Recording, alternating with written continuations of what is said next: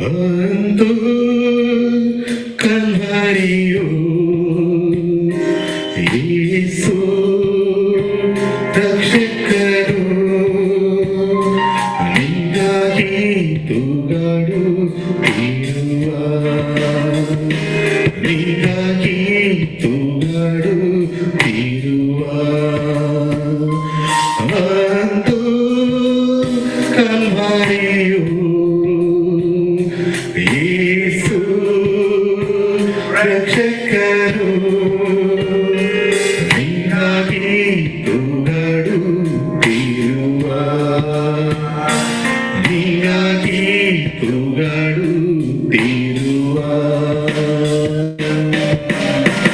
ಮಹಿಮೆ ಘನತೆಯ ಮರೆತು ತ್ಯಜಿಸಿ ಕಠಿಣ ಶಿಲುಬೆಯ ಆರಿಸಿಕೊಂಡನು ಮಹಿಮೆ ಘನತೆಯ ಮರೆತು ತ್ಯಜಿಸಿ ಕಠಿಣ ಶಿಲುಬೆಯ ಆರಿಸಿಕೊಂಡನು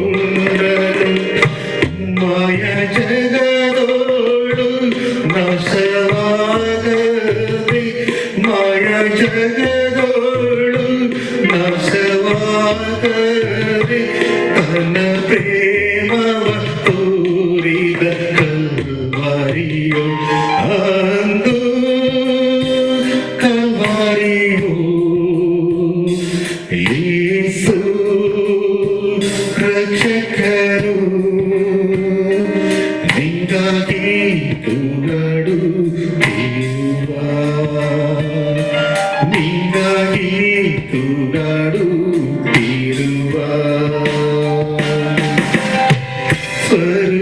ಸ್ವರೂಪವಾದರು ಸೊಗಸದರಿಲ್ಲ ನನ್ನನ್ನು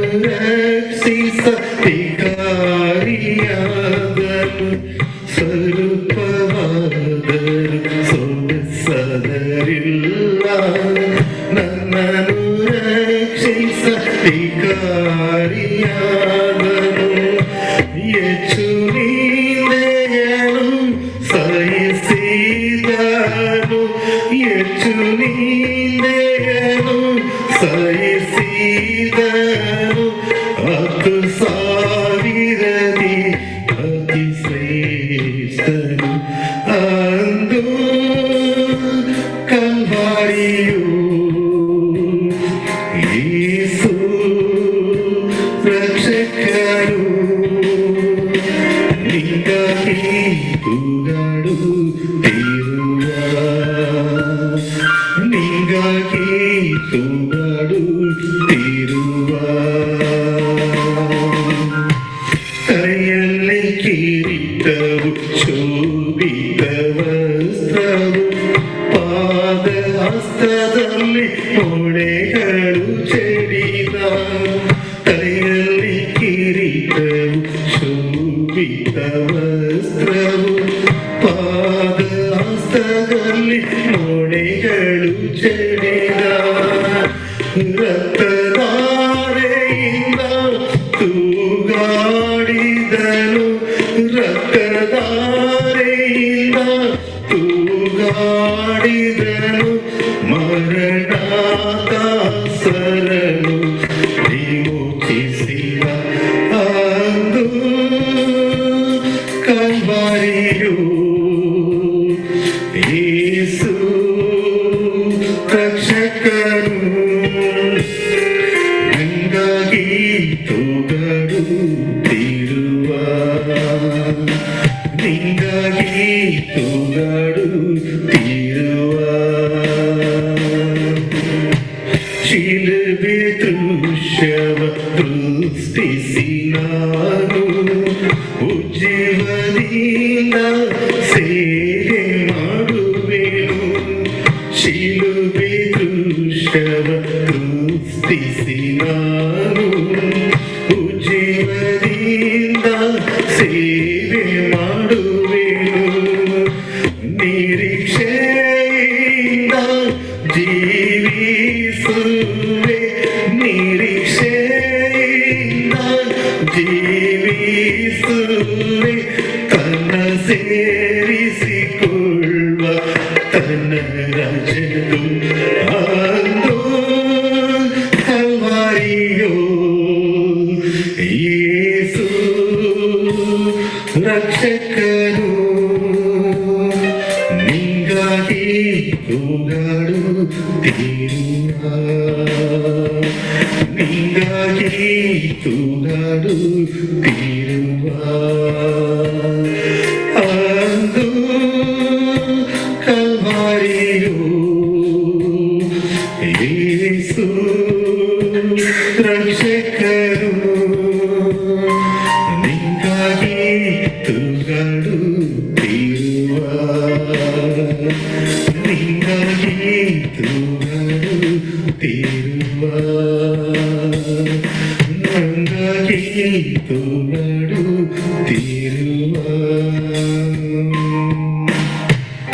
ಥ್ಯಾಂಕ್ ಯು. ಸ್ತೋತ್ರವಾಗಲಿ. ನಿಮ್ಮೆಲ್ಲರನ್ನ ತಿರುಗಿ ಈ ಝೂಮ್ ಪ್ಲಾಟ್ಫಾರ್ಮ್ ಮೇಲೆ ಸಂಧಿಸುವಂತ ಭಾಗ್ಯವನ್ನ ದೇವರು ಕೊಟ್ಟಿದ್ದಾನೆ. ಆತನಿಗೆ ನಾನು ಸ್ತೋತ್ರ ಸಲ್ಲಿಸ್ತೇನೆ ಮತ್ತು ನಿಮ್ಮೆಲ್ಲರಿಗೂ ಸಹ ಯೇಸು ಸ್ವಾಮಿ ಹೆಸರಿನಲ್ಲಿ ವಂದಿಸ್ತೇನೆ. ವಿಶೇಷವಾಗಿ ಈ ಕಾರ್ಯಕ್ರಮವನ್ನು ಹಮ್ಮಿಕೊಂಡಿರುವಂತಹ ಪಾಸ್ಟರ್ ಸಲ್ಮಾನ್ ಅಯ್ಯನವರಿಗೂ ಸಹ ಕೃತಜ್ಞತೆಗಳನ್ನ ನಾನು ಸಲ್ಲಿಸ್ತೇನೆ. ಇವತ್ತು ನಾವು ಮಾಡ್ತಿರುವಂತಹ ಅಭ್ಯಾಸ 4ನೇ ಒಂದು ಅಭ್ಯಾಸ, ಗಿದ್ಯೋನನ ಜೀವನದಲ್ಲಿ ಅಥವಾ ಜೀವನ ಚರಿತ್ರೆಯಲ್ಲಿ ಕಂಡು ಬರುವಂತದ್ದು.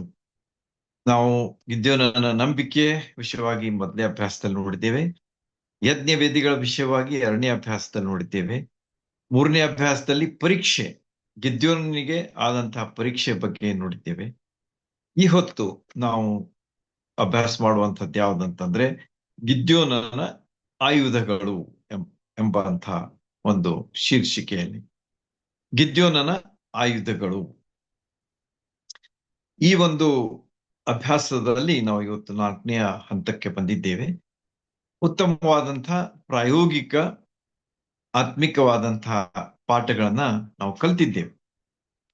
ನಾವು ಕೇವಲ ಅವತ್ತು ಕೇಳಿ ಬಿಟ್ಬಿಡೋದಲ್ಲ, ಆದ್ರೆ ಅವುಗಳನ್ನ ನಾವು ನೆನಪಿನಲ್ಲಿ ಇಟ್ಕೊಳ್ಳುವುದು ಮತ್ತು ಅವುಗಳನ್ನ ಪಾಲಿಸುವುದು ಅಂದ್ರೆ ವಿಧೇಯರಾಗುವುದು, ಅದು ನಮಗೆ ಹೆಚ್ಚಾದಂತಹ ಆಶೀರ್ವಾದಕ್ಕೆ ನಮ್ಮನ್ನ ನಡೆಸ್ತದೆ.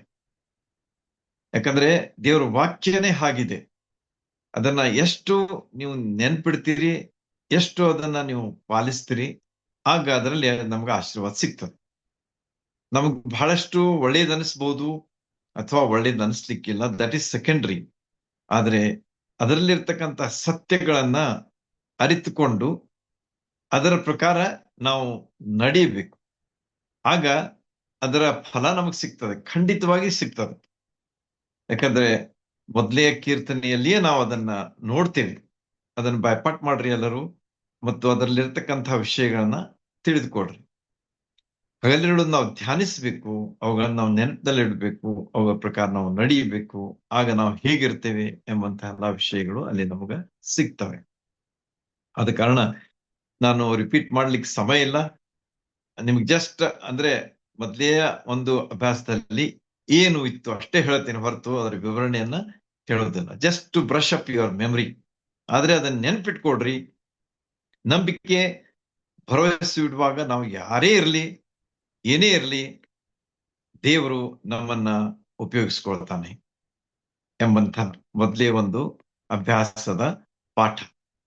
2ನೇ ಅಭ್ಯಾಸದಲ್ಲಿ ನಾವು ನೋಡಿದೆವು, ದೇವರನ್ನ ಆರಾಧಿಸುವವರು ಮತ್ತು ಆತನ ನಂಬಿಕಸ್ಥತನದ ಸಾಕ್ಷಿಗಳಾಗಿ ನಾವು ಇರಬೇಕು.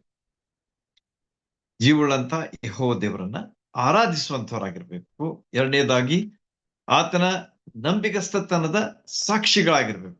2 ವಿಷಯಗಳನ್ನ ನಾವು ಆ ಅಭ್ಯಾಸದಲ್ಲಿ ಕಂಡುಕೊಂಡಿದ್ದೆವು. 3ನೇ ಅಭ್ಯಾಸದಲ್ಲಿ ಅಂದ್ರೆ ಕಳೆದ ವಾರ ನಾವು ನೋಡಿದಂತಹ ಅಭ್ಯಾಸದಲ್ಲಿ ಸಂಖ್ಯೆ ಮುಖ್ಯ ಅಲ್ಲ, ಆದ್ರೆ ದೇವರು ತನ್ನ ಕಾರ್ಯವನ್ನು ಅದ್ಭುತವಾಗಿ ನೆರವೇರಿಸ್ತಾನೆ ಎಂಬುದನ್ನ ನಾವು ಕಂಡುಕೊಂಡೆವು. 32,000 ಜನ ಬಂದಿದ್ರು, ಆದ್ರೆ ದೇವರು ಆರಿಸಿಕೊಂಡಂತ ಜನ ಎಷ್ಟು ಯುದ್ಧಕ್ಕಾಗಿ ಮಿಡತೆಗಳಂತೆ ಅಂದ್ರೆ ಕಾಣುವಂತ ಅಂದ್ರೆ ಅಷ್ಟು ಅಸಂಖ್ಯೆಯಲ್ಲಿ ಇರತಕ್ಕಂಥ ಮಿದ್ಯಾನ್ಯರನ್ನ ಸೋಲಿಸುವುದಕ್ಕಾಗಿ ದೇವರು ಆರಿಸಿಕೊಂಡಂತ ಸಂಖ್ಯೆ ಎಷ್ಟಾಗಿತ್ತಂತಂದ್ರೆ 300 ಓನ್ಲಿ. ಕೇವಲ 300 ಜನರನ್ನ ದೇವರು ಆರಿಸಿಕೊಂಡು ಅವರ ಮೂಲಕವಾಗಿ ಜಯವನ್ನ ಈ ಹೊತ್ತು ಯಾವ ರೀತಿಯಾಗಿ ಆತನು ಸ್ಥಾಪಿಸ್ತಾನೆ ಅಥವಾ ಅದನ್ನ ಮಾಡಿಕೊಡ್ತಾನೆ ಎಂಬುದನ್ನ ನಾವು ಕಲಿತ್ಕೊಳ್ಳೋಣ, ತಿಳ್ಕೊಳ್ಳೋಣ ಅಭ್ಯಾಸದಿಂದ. ಹೀಗೆ ಈ 3 ಅಭ್ಯಾಸಗಳಲ್ಲಿ ನಾವು ಕಲಿತಂತಹ ಈ 3 ಪಾಠಗಳನ್ನ ನೆನಪಿಟ್ಕೊಳ್ಳೋಣ. Let us remember and let's practise. ಕೇವಲ ಕೇಳುವುದು ಅಷ್ಟೇ ಅಲ್ಲ, ಆದ್ರೆ ಅದನ್ನ ಮರೆತು ಬಿಡಬಾರದು. ಅದನ್ನ ನಾವು ನೆನಪಿಲಿಟ್ಕೊಂಡು ಅದರ ಪ್ರಕಾರ ನಾವು ಮುಂದೆ ಹೋಗ್ಬೇಕು. ನಮ್ಮ ಅನುದಿನದ ಜೀವಿತದಲ್ಲಿ ಅದನ್ನ ಅಳವಡಿಸ್ಕೊಳ್ಬೇಕು. We face so many situations. ಇಂತಹ ಸಿಚುವೇಶನ್ಸ್ಗಳು ಅಥವಾ ಸನ್ನಿವೇಶಗಳು ನಮ್ಮ ಜೀವನದಲ್ಲಿ ಬರ್ತವೆ. ಆಗ ನಾವು ದೇವ್ರ ವಾಕ್ಯ ನೆನಪು ಮಾಡ್ಕೊಳ್ಬೇಕು. ಹೌದು, ದೇವ್ರ ವಾಕ್ಯ ನಮಗೆ ಏನ್ ತಿಳಿಸ್ತದೆ, ನಾನೇನ್ ಕಲ್ತಿದ್ದೇನೆ, ನಾನೇನ್ ಕೇಳಿದ್ದೇನೆ, ಅದರ ಪ್ರಕಾರ ನಾನು ನಡಿಬೇಕಲ್ಲ ಅಂತ ಹೇಳಿ ನಮಗ ನೇರವಾಗಿ ದೇವರು ತೋರಿಸ್ಕೊಡ್ತಾರೆ. ಆದ್ರೆ ನೆನ್ಪಿಡ್ದಿದ್ರೆ will be in lot of confusion. ಇದು ಸರಿಯೋ ಅದು ಸರಿಯೋ, ಇದನ್ ಮಾಡ್ಬೇಕು ಅದನ್ನ ಮಾಡಬೇಕು, ಇದರ ಆಯ್ಕೆ ಮಾಡ್ಬೇಕು ಅದರ ಆಯ್ಕೆ ಮಾಡಬೇಕು. ಈ ಎಲ್ಲಾ ವಿಷಯಗಳು ನಮ್ಮನ್ನ ಬಹಳಷ್ಟು ತೊಂದರೆಗೆ ಈಡು ಮಾಡ್ತವೆ. ಆದ ಕಾರಣ ನಾನು ಯಾವಾಗಲೂ ಹೇಳ್ತಿರ್ತೇನೆ, ದೇವರ ವಾಕ್ಯ ಬಹಳ ಮುಖ್ಯ. ಅದನ್ನ ನಾವು ಓದ್ಬೇಕು, ಧ್ಯಾನಿಸ್ಬೇಕು, ಅದನ್ನ ತಿಳ್ಕೊಳ್ಬೇಕು, ಅದರ ಪ್ರಕಾರ ನಡಿಬೇಕು, ಅದನ್ನ ಇತರಿಗೆ ಹೇಳ್ಬೇಕು ಮತ್ತು ದೇವರನ್ನ ಹಿಂಪಡಿಸ್ಬೇಕು. ಹೀಗೆ ಈ ಎಲ್ಲಾ ವಿಚಾರಗಳನ್ನ ನೆನಪಿಟ್ಕೊಂಡು ನಾವು ಪ್ರತಿ ವಾರ ಸಿದ್ಧ ಮನಸ್ಸಿನಿಂದ ಪ್ರಾರ್ಥನಾ ಪೂರ್ವಕವಾಗಿ ನಾವು ಭಾಗವಹಿಸೋಣ. ದೇವರು ನಮ್ಮ ಅಭ್ಯಾಸವನ್ನ ಆಶೀರ್ವದಿಸ್ತಾನೆ. ಇವತ್ತಿನ 4ನೇ ಅಭ್ಯಾಸದಲ್ಲಿ ಗಿದ್ಯೋನನ ಚರಿತ್ರೆಯ ಈ ಕಾಲವೂ ಸಹ ಬಹಳಷ್ಟು ಅದು ನಮಗ ಹೋಲಿಕೆ ಇದೆ. ಆಗಿನ ಕಾಲದಲ್ಲಿ ಯಾವ ರೀತಿಯಾಗಿ ಗಿದ್ಯೋನನು ಅಸಂಖ್ಯ ಮಿಡತೆ ಅಂತ ಸಂಖ್ಯೆಯಲ್ಲಿರ್ತಕ್ಕಂಥ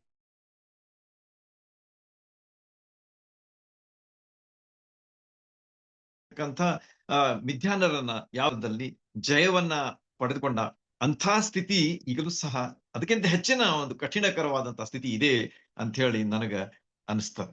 ನಾನು ಜಸ್ಟ್ ನೋಡ್ತಾ ಇದ್ದೆ ಗೂಗಲ್ ನ್ಯೂಸ್ ದಲ್ಲಿ ಯಾವ ರೀತಿಯಾಗಿ ರಷ್ಯಾದವರು ಯುಕ್ರೇನ್ ಮೇಲೆ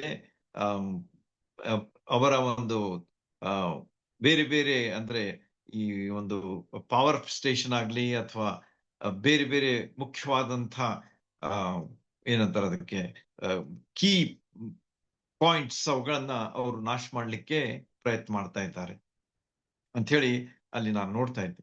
ಅಂದ್ರೆ ಯಾವ ರೀತಿಯಾಗಿ ಸ್ಥಿತಿಗತಿಗಳು ನಮ್ಮ ಮುಂದೆ ಇವೆ. There is no certainty. ಅಲ್ಲಿ ಯಾವ ನಿಶ್ಚಿತತೆನೇ ಇಲ್ಲ. ಇವತ್ತಿರ್ತದೆ, ನಾಳೆ ಮತ್ತೆ ಚೇಂಜ್ ಆಗಿರ್ತದೆ, ನಾಳೆ ಮತ್ತೊಂದು ಸುದ್ದಿ ಇರ್ತದೆ, ನಾಳೆ ಮತ್ತೊಂದು ರೀತಿಯಲ್ಲಿ ಟರ್ನ್ ಆಗಿರ್ತದೆ. ಈ ಸನ್ನಿವೇಶಗಳು, ಜಾಗತಿಕ ಪರಿಸ್ಥಿತಿ, ನಮ್ಮ ದೇಶದಲ್ಲಿರ್ತಕ್ಕಂಥ ಸನ್ನಿವೇಶಗಳು ಯಾವ ರೀತಿಯಾಗಿ ಚೇಂಜ್ ಆಗ್ತಿರ್ತವೆ ಎಂಬುದನ್ನ ನಾವು ನೋಡುವಾಗ ಗಿದ್ಯೋನನ ಕಾಲದಲ್ಲಿ ಯಾವ ರೀತಿಯಾಗಿ ನಡೀತಿತ್ತು ಅಂತ ಅದಕ್ಕಿಂತಲೂ ಬಹಳ ಕಷ್ಟಕರ ಮತ್ತು ಬಹಳಷ್ಟು ಹಾನಿಕರ, ಬಹಳಷ್ಟು ಅಪಾಯಕರವಾದಂತಹ ಸನ್ನಿವೇಶಗಳನ್ನ ನಾವು ಎದುರಿಸ್ತಾ ಇದ್ದೇವೆ. ದಿವಸಗಳಲ್ಲಿ ನೀವು ನೋಡ್ತೀರಿ ಯಾವ ರೀತಿಯಾಗಿ ಸೈಬರ್ ಕ್ರೈಮ್ಸ್ ನಡೀತಾ ಇವೆ. ನಿಮ್ಗೆ ಗೊತ್ತಲ್ಲ ಸೈಬರ್ ಕ್ರೈಮ್ಸ್ ಅಂತ ಹೇಳಿ, ನಾನು ಹೆಚ್ಚಿಗೆ ಹೇಳುದಿಲ್ಲ. ಈಗ all of you know it. ಮತ್ತು ಎಷ್ಟು ಅದರನ್ನ ನಿಯಂತ್ರಿಸ್ಲಿಕ್ಕೆ ಪ್ರಯತ್ನ ಮಾಡ್ತಾ ಇದ್ದಾರೆ, ಆದ್ರೂ ಕೂಡ ಮೋಸ ಮಾಡಿ ಜನರ ಹಣವನ್ನ ಎತ್ತಿ ಹಾಕುವಂತ ವಿಷಯಗಳು ಈ ದಿವಸಗಳಲ್ಲಿ ನಡೀತಾ ಇದೆ. ಬಹಳಷ್ಟು ಜನರು ಕಷ್ಟಪಟ್ಟು ದುಡಿದು ಉಳಿಸಿದಂತಹ ಹಣವನ್ನ ಜನ ಸುಲಭವಾದ ರೀತಿಯಲ್ಲಿ ಕಸ್ಕೊಳ್ಳಿಕ್ಕೆ ನಿಂತಿದ್ದಾರೆ. ಕಳ್ಳತನ ಮಾಡ್ಲಿಕ್ಕೆ ಅವರು ಸಿದ್ಧರಾಗಿ ನಿಂತಿದ್ದಾರೆ ಎಂಬುದನ್ನ ಮೋಸಕರವಾದಂತಹ ವಿಷಯಗಳನ್ನ ನಾವು ನೋಡ್ತಾ ಇದ್ದೀವಿ. ಹೀಗಿರುವಾಗ ನಾವು ದೇವರ ವಾಕ್ಯದ ಬೆಳಕಿನಲ್ಲಿ ನಮ್ಮ ಜೀವನ ನಡೆಸುವಂಥದ್ದು ಎಷ್ಟು ಮುಖ್ಯ ಎನ್ನುವಂಥದ್ದು ನಮಗ ಕಂಡು ಬರ್ತದೆ. ಈ ಒಂದು ಗಿದ್ಯೋನನ 4ನೇ ಅಭ್ಯಾಸದಲ್ಲಿ ನಾವು ಅವನ ಮುಂದೆ ಇರತಕ್ಕಂತಹ ಒಂದು ಅದ್ಭುತವಾದಂತಹ ಒಂದು ಚಾಲೆಂಜ್, ಯಾವ ರೀತಿಯಾಗಿ ಆತನು ಅದನ್ನ ಫೇಸ್ ಮಾಡ್ತಾನೆ ಮತ್ತು ದೇವರ ನಡೆಸುವಿಕೆಯಿಂದ, ದೇವರ ಶಕ್ತಿಯಿಂದ, ದೇವರ ಆಶೀರ್ವಾದದಿಂದ ಯಾವ ರೀತಿಯಾಗಿ ಆತನು ಜಯವನ್ನ ತಂದು ಕೊಡ್ತಾನೆ ನ್ಯಾಯಸ್ಥಾಪಕನಾಗಿ, as a judge of Israel ಆತನು ಯಾವ ರೀತಿಯಾಗಿ ಒಂದು ಜಯವನ್ನ ತಂದು ಕೊಡ್ತಾನೆ ಎಂಬುದನ್ನ ನಾವು ಸ್ವಲ್ಪ ಅಭ್ಯಾಸ ಮಾಡೋಣ. ಈಗಾಗಲೇ ಸಹೋದರ ಸದಾನಂದ್ ಅವರು ಓದಿದ್ದಾರೆ. ಅದರಲ್ಲಿ ಅನೇಕ ವಿಷಯಗಳನ್ನ ನಾವು ತಿಳ್ಕೊಂಡಿದ್ದೇವೆ. ಓದುವಾಗಲೇ ನಾವು ಅಷ್ಟೋ ವಿಷಯಗಳನ್ನು ಗ್ರಹಿಸಿಕೊಂಡಿದ್ದೇವೆ. ಆದ ಕಾರಣ ನಾನು ಹೆಚ್ಚು ವಿವರಿಸ್ಲಿಕ್ಕೆ ಹೋಗುದಿಲ್ಲ. ಆದ್ರೆ ಕೆಲವು ಮುಖ್ಯವಾದಂತಹ ಅಂಶಗಳನ್ನ ನಿಮಗೆ ತಿಳಿಸ್ಲಿಕ್ಕೆ ಪ್ರಯತ್ನ ಮಾಡ್ತೀನಿ. ಯಾಕಂದ್ರೆ ಇದೊಂದು ಬಹಳ ಪರಿಚಿತವಾದಂತಹ ಒಂದು ಚರಿತ್ರೆ ಆಗಿದೆ ಸತ್ಯವೇದದಲ್ಲಿ. ಗಿದ್ಯೋನನ ವಿಷಯವಾಗಿ, ಸಂಸೋನ ವಿಷಯವಾಗಿ, ಇವೆಲ್ಲ ವಿಷಯಗಳು, ನ್ಯಾಯಸ್ಥಾಪಕರ ವಿಷಯಗಳು ನಮ್ಗೆ ಬಹಳಷ್ಟು ಗೊತ್ತಿವೆ. ಆದ ಕಾರಣ ನಾನು ಅದರಲ್ಲಿ ಇರ್ತಕ್ಕಂಥ ಮುಖ್ಯವಾದಂತಹ ಆತ್ಮೀಯ ವಿಷಯಗಳನ್ನ ನಿಮ್ ಕೂಡ ಹಂಚಿಕೊಳ್ಳಲಿಕ್ಕೆ ಪ್ರಯತ್ನ ಮಾಡ್ತೇನೆ. ಇವತ್ತು ಈಗ ಓದಿದಂತ ಮೊದಲೇ ಭಾಗದಲ್ಲಿ ಅವ್ರು ಹೇಳ್ತಾರೆ ಏನಂತ ಹೇಳಿ, ದೇವರು ಗಿದ್ಯೋನನಿಗೆ ಒಂದು ಆಜ್ಞೆ ಕೊಡ್ತಾನೆ. ಏನ್ ಮಾಡ್ಬೇಕು ನೀನು, ಹೇಗೆ, how you have to face the enemies who are just like the locusts. ಅಂದ್ರೆ ಮಿಡತೆಗಳ ಹಾಗಿರ್ತಕ್ಕಂಥ ಶತ್ರುಗಳನ್ನ ಅಥವಾ ವೈರಿಗಳನ್ನ, ಮಿದ್ಯಾನ್ಯರನ್ನ ಮತ್ತು ಅವರ ಅಸೋಸಿಯೇಟ್ಸ್ ಸಹ ಅಲ್ಲಿದ್ರು, ಅಮಾಲೇಕ್ಯರು ಮತ್ತಿತರು ಸಹ ಅಲ್ಲಿ ಬಂದಿದ್ರು ಅವ್ರು ಕೂಡಿ ಎಂಬುದಾಗಿ. ಈ ರೀತಿಯಾಗಿ ಇಂಥ ಭದ್ರವಾದಂತಹ ಒಂದು ವೈರಿಗಳ ಒಂದು ತಾಣವನ್ನ ನೀನು ಯಾವ ರೀತಿಯಾಗಿ ಭೇದಿಸಬೇಕು ಎಂಬುದನ್ನ ದೇವರು ಅವನಿಗೆ ತಿಳಿಸಿಕೊಡ್ತಾನೆ. ಅದಕ್ಕಾಗಿ ನೀನು ಯಾವ ರೀತಿಯಾಗಿ ಏನಂತಾರೆ ಅದಕ್ಕೆ, ಅವುಗಳ ವೆಪನ್ಸ್, ಅವುಗಳಿಗೆ ನೀನು ಉಪಯೋಗಿಸ್ತಕ್ಕಂತ ಆಯುಧಗಳು ಯಾವುವು ಎಂಬುದನ್ನು ಸಹ ದೇವರು ಅವನಿಗೆ ತಿಳಿಸಿಕೊಡ್ತಾನೆ. ಮೊದಲೇ ಒಂದು ವಚನದಲ್ಲಿ ನಾವು ನೋಡಿದ್ದೇವೆ, 15ನೇ ವಚನದಲ್ಲಿ ಇವತ್ತು ಓದಿದಂತದ್ರಲ್ಲಿ, ಗಿದ್ಯೋನನು ಆ ಕನಸನ್ನು, ಅದರ ಅರ್ಥವನ್ನು ಕೇಳಿದಾಗ ಯೆಹೋವನಿಗೆ ಅಡ್ಡ ಬಿದ್ದನು ಎಂಬುದಾಗಿ. ಆ ಕನಸು ಯಾಕೆ ಬಿತ್ತು? That also was to strengthen the faith of Gideon. ಇನ್ನೂ ಅವನ ಮನಸ್ಸಿನಲ್ಲಿ ಏನಾದ್ರೂ ಸಂಕೋಚ ಇದ್ರೆ ಅದನ್ನ ದೇವ್ರು ತೆಗೆದು ಹಾಕ್ಬೇಕಂತಿತ್ತ. ಆದ ಕಾರಣ ದೇವರು ಒಂದು ಕನಸನ್ನ ಅಲ್ಲಿ ಮಿದ್ಯಾನ್ರ ಪಾಳ್ಯದಲ್ಲಿ ಬಿದ್ದಂತ ಒಂದು ಕನಸು, ಮತ್ತು ಆ ಕನಸಿನ ಮೂಲಕವಾಗಿ ಅಲ್ಲಿ ಕನ್ಫರ್ಮೇಶನ್ ಆಗ್ತದೆ. ಆ ಕನಸಿನಲ್ಲಿ ಅವನ ಅರ್ಥ ಏನ್ ಹೇಳ್ತಾನೆ ಅಂತಂದ್ರೆ, ಗಿದ್ಯೋನನು ಅಸಂಖ್ಯವಾದಂತ ಸಮುದ್ರದ ಮರಳಿನಷ್ಟು ಅಸಂಖ್ಯವಾದಂತ ಈ ಒಂದು ಅಮಾಲೇಕ್ಯರು ಮತ್ತು ಮಿದ್ಯಾನ್ಯರು ಇವರು ಇರುವಾಗ ಏನಾಗ್ತದಂತಂದ್ರೆ, ಗಿದ್ಯೋನನು ಬಂದಾಗ ಅವರಲ್ಲೊಬ್ಬನು ತನ್ನ ಜೊತೆಗಾರನಿಗೆ ಒಂದು ಕನಸನ್ನು ತಿಳಿಸುತ್ತಿದ್ದನು. ಅವನು ಈಗೋ ನಾನು ಒಂದು ಕನಸು ಕಂಡೇನೆ ಅಂತ ಹೇಳ್ತಾನೆ. ಆಮೇಲೆ ಕೊನೆಯದಾಗಿ ಆತನ ಹೇಳ್ತಾನೆ, ದೇವರು ಮಿದ್ಯಾನ್ಯರನ್ನು, ಅವ್ರ ಪಾಳೆಗಳನ್ನು ಅವನ ಕೈಗೆ ಒಪ್ಪಿಸಿದನು. ಇದು ಇಸ್ರಾಯೇಲರಾದ ಯೋವಾಷನ ಮಗನಾದಂತ ಗಿದ್ಯೋನನ ಕತ್ತಿಯ ಹೊರತು ಮತ್ತೊಂದಲ್ಲ ಎಂಬುದಾಗಿ ಹೇಳಿ, ಅಲ್ಲಿ ಗಿದ್ಯೋನನಿಗೆ ದೇವರು ಮತ್ತೊಂದು ಕನ್ಫರ್ಮೇಶನ್ ಕೊಡ್ತಾನೆ. ಅವನ ನಂಬಿಕೆಯನ್ನು ಇನ್ನೂ ಬಲಪಡಿಸ್ತಾನೆ ಮತ್ತು ಆತನನ್ನ ಮುನ್ನಡೆಸ್ತಾನೆ ಎಂಬಂತಹ ವಿಚಾರವನ್ನ ನಾವು ಮೇಲಿನ ವಚನಗಳಲ್ಲಿ, ಅಂದ್ರೆ 12ರಿಂದ 14 ವಚನಗಳಲ್ಲಿ ನಾವು ಅದನ್ನ ಓದಿದಾಗ ಕಂಡುಕೊಳ್ತೇವೆ. ನಾನು ಬೇಕಂತ ಅದನ್ನ ಓದಿಸ್ಲಿಲ್ಲ, ಬಹಳ ಉದ್ದ ಆಗ್ತದ ಅಂತ ಹೇಳಿ. ಅದನ್ನ ನೀವು ಓದ್ರಿ, ಅಂದ್ರೆ ನಿಮ್ಗೆ ಇನ್ನೂ ಹೆಚ್ಚು ಅದರ ತಿಳುವಳಿಕೆ ಬರ್ತದೆ. ಅಂದ್ರೆ ದೇವ್ರು ಯಾವ ರೀತಿಯಾಗಿ ತನ್ನ ಕೆಲಸ ಮಾಡ್ತಾನೆ, ಯಾವಾಗ ಏನ್ ಮಾಡ್ಬೇಕು ಎಲ್ಲ ಗೊತ್ತದೆ. ಯಾಕಂದ್ರೆ ಆತನು ಸರ್ವಶಕ್ತನಾಗಿದ್ದಾನೆ, ಸರ್ವಜ್ಞನಾಗಿದ್ದಾನೆ, ಸರ್ವವ್ಯಾಪಿ ಆಗಿದ್ದಾನೆ. ಸರ್ವಜ್ಞಾನ ಆತನಿಗಿದೆ. ಗಿದ್ಯೋನನ ವಿಷಯವಾಗಿದೆ, ನಿಮ್ಮ ವಿಷಯವಾಗಿದೆ, ನನ್ನ ವಿಷಯವಾಗಿದೆ, ಎಲ್ಲರ ವಿಷಯವಾಗಿ ದೇವರಿಗೆ ಗೊತ್ತಿದೆ. ಆದ ಕಾರಣ ಆತನು ಯಾರನ್ನ ಯಾವ ರೀತಿಯಾಗಿ ಹೇಗೆ ಉಪಯೋಗಿಸ್ಕೊಳ್ಬೇಕು ಎಲ್ಲವನ್ನ ಆತನು ತಿಳಿದವನಾಗಿದ್ದಾನೆ. ಇವತ್ತು ಗಿದ್ಯೋನನ್ನ ಆತನು ಯಾವ ರೀತಿಯಾಗಿ ನಡೆಸ್ತಾ ಇದ್ದಾನೆ ಎಂಬುದನ್ನ ನೋಡುವಾಗ ಆತನ ಅದ್ಭುತವಾದಂತಹ ಮಾರ್ಗಗಳು ಎಷ್ಟು ವಿಶೇಷ ಅಂತ ಹೇಳಿ ನಮಗೆ ಕಂಡು ಬರ್ತದೆ. ಆಗ ಗಿದ್ಯೋನನು ಇದನ್ನ ಕೇಳಿದ ಕೂಡಲೇ ಆತನು ಅಡ್ಡ ಬಿದ್ದನು ಎಂಬುದಾಗಿ ಮೊದಲನೇದಾಗಿ ಅಲ್ಲಿ ನಾವು ನೋಡ್ತೀವಿ. What a beautiful surrender we hear, ಇಲ್ಲಿ ಕಾಣ್ತೇವೆ. We see what a beautiful surrender. ಅಂದ್ರೆ ಆತನ ಅಡ್ಡ ಬೀಳೋದಂತಂದ್ರೆ ಯಾವಾಗ್ಲೂ ಅದೇನ್ ತೋರಿಸ್ತದೆ ಅಂತಂದ್ರೆ, ನಾವು ಒಪ್ಪಿಸಿಕೊಡುವಂಥದ್ದು ತೋರಿಸ್ತದೆ. ಅಷ್ಟೇ ಅಲ್ಲದೆ ದೇವರನ್ನ ಆರಾಧಿಸುವಂಥದ್ದು ನಮಗೆ ತೋರಿಸ್ತದೆ. ಈ ರೀತಿಯಾಗಿ ಸತ್ಯವಿದ್ದಲ್ಲಿ ಅನೇಕ ಭಾಗಗಳಲ್ಲಿ ಇದನ್ನು ನೋಡ್ತೇವೆ. ಆ ಸಮಯದ ಅಭಾವದಿಂದ ನಾನು ಅದನ್ನು ವಿವರಿಸುವುದಿಲ್ಲ. ನೀವು ನೆನಪಿಟ್ಕೊಂಡ್ರೆ ಇಷ್ಟೇ, ನಾವು ಯಾವಾಗ ಅಡ್ಡ ಬೀಳ್ತೇವೆ ಅವಾಗ ನಾವು ದೇವರಿಗೆ ಒಪ್ಪಿಸ್ಕೊಡ್ತೇವೆ. ಎರಡನೇದಾಗಿ ದೇವರಿಗೆ ಆರಾಧಿಸ್ತೇವೆ, ದೇವರನ್ನ ಆರಾಧಿಸ್ತೇವೆ, ದೇವರಿಗೆ ಸ್ತೋತ್ರ ಹೇಳ್ತೇವೆ, ದೇವರನ್ನ ಕೊಂಡಾಡ್ತೇವೆ, ದೇವರನ್ನ ಘನಪಡಿಸ್ತೇವೆ, ದೇವರನ್ನ ಗೌರವಿಸ್ತೇವೆ. ಗೌರವ ತೋರಿಸ್ತದೆ. It always shows the respect and the regard that we have towards God. ಜೀವಗಳಂತ ಯೆಹೋವ ದೇವರಿಗೆ ಗಿದ್ಯೋನನು ಏನ್ ಮಾಡ್ದ ಅಂತಂದ್ರೆ ಒಪ್ಪಿಸಿಕೊಡ್ತಾನೆ ಮತ್ತು ದೇವರಿಗೆ ಘನತೆ, ಮಾನ, ಮಹಿಮೆಯನ್ನ ಸಲ್ಲಿಸ್ತಾನೆ ಎಂಬುದಾಗಿ ಮೊದಲೇ ಒಂದು ವಿಚಾರವನ್ನ ಇಲ್ಲಿ ಕಾಣ್ತೇವೆ. ಆಸ್ ಅ ಲೀಡರ್ ಆಫ್ ಇಸ್ರಾಯೇಲರ ನಾಯಕನಾಗಿ ಆತನು ಮಾಡಿದಂತ ಒಂದು ಒಳ್ಳೆಯ ಕಾರ್ಯ ಅದೇನಾಗಿತ್ತು ಅಂತಂದ್ರೆ ಒಪ್ಪಿಸಿಕೊಡುವಂಥದ್ದು. ಈ ದಿವಸಗಳಲ್ಲಿ ನಾವು ಅನೇಕ ಲೀಡರ್ಸ್ ನೋಡ್ತೇವೆ. We see so many leaders in this world, in our country, in our places, in our state and so on and so fourth.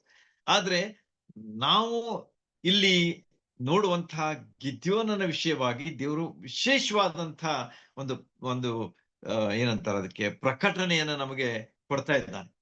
It's a revelation, ನಮಗೆ ತೋರಿಸ್ತಾ ಇದ್ದಾನೆ, ನಮಗೆ ಆತನು ನಮ್ಮನ್ನ ಆತನು ಅಲ್ಲಿ ನಡೆಸ್ತಾ ಇದ್ದಾನೆ. ನೀವು ಸಹ ಈ ರೀತಿಯಾಗಿ ಇರ್ರಿ. This is the secret that is behind the victory of ಗಿಡಿಯೋನ್ ಅಂತ ಹೇಳಿ.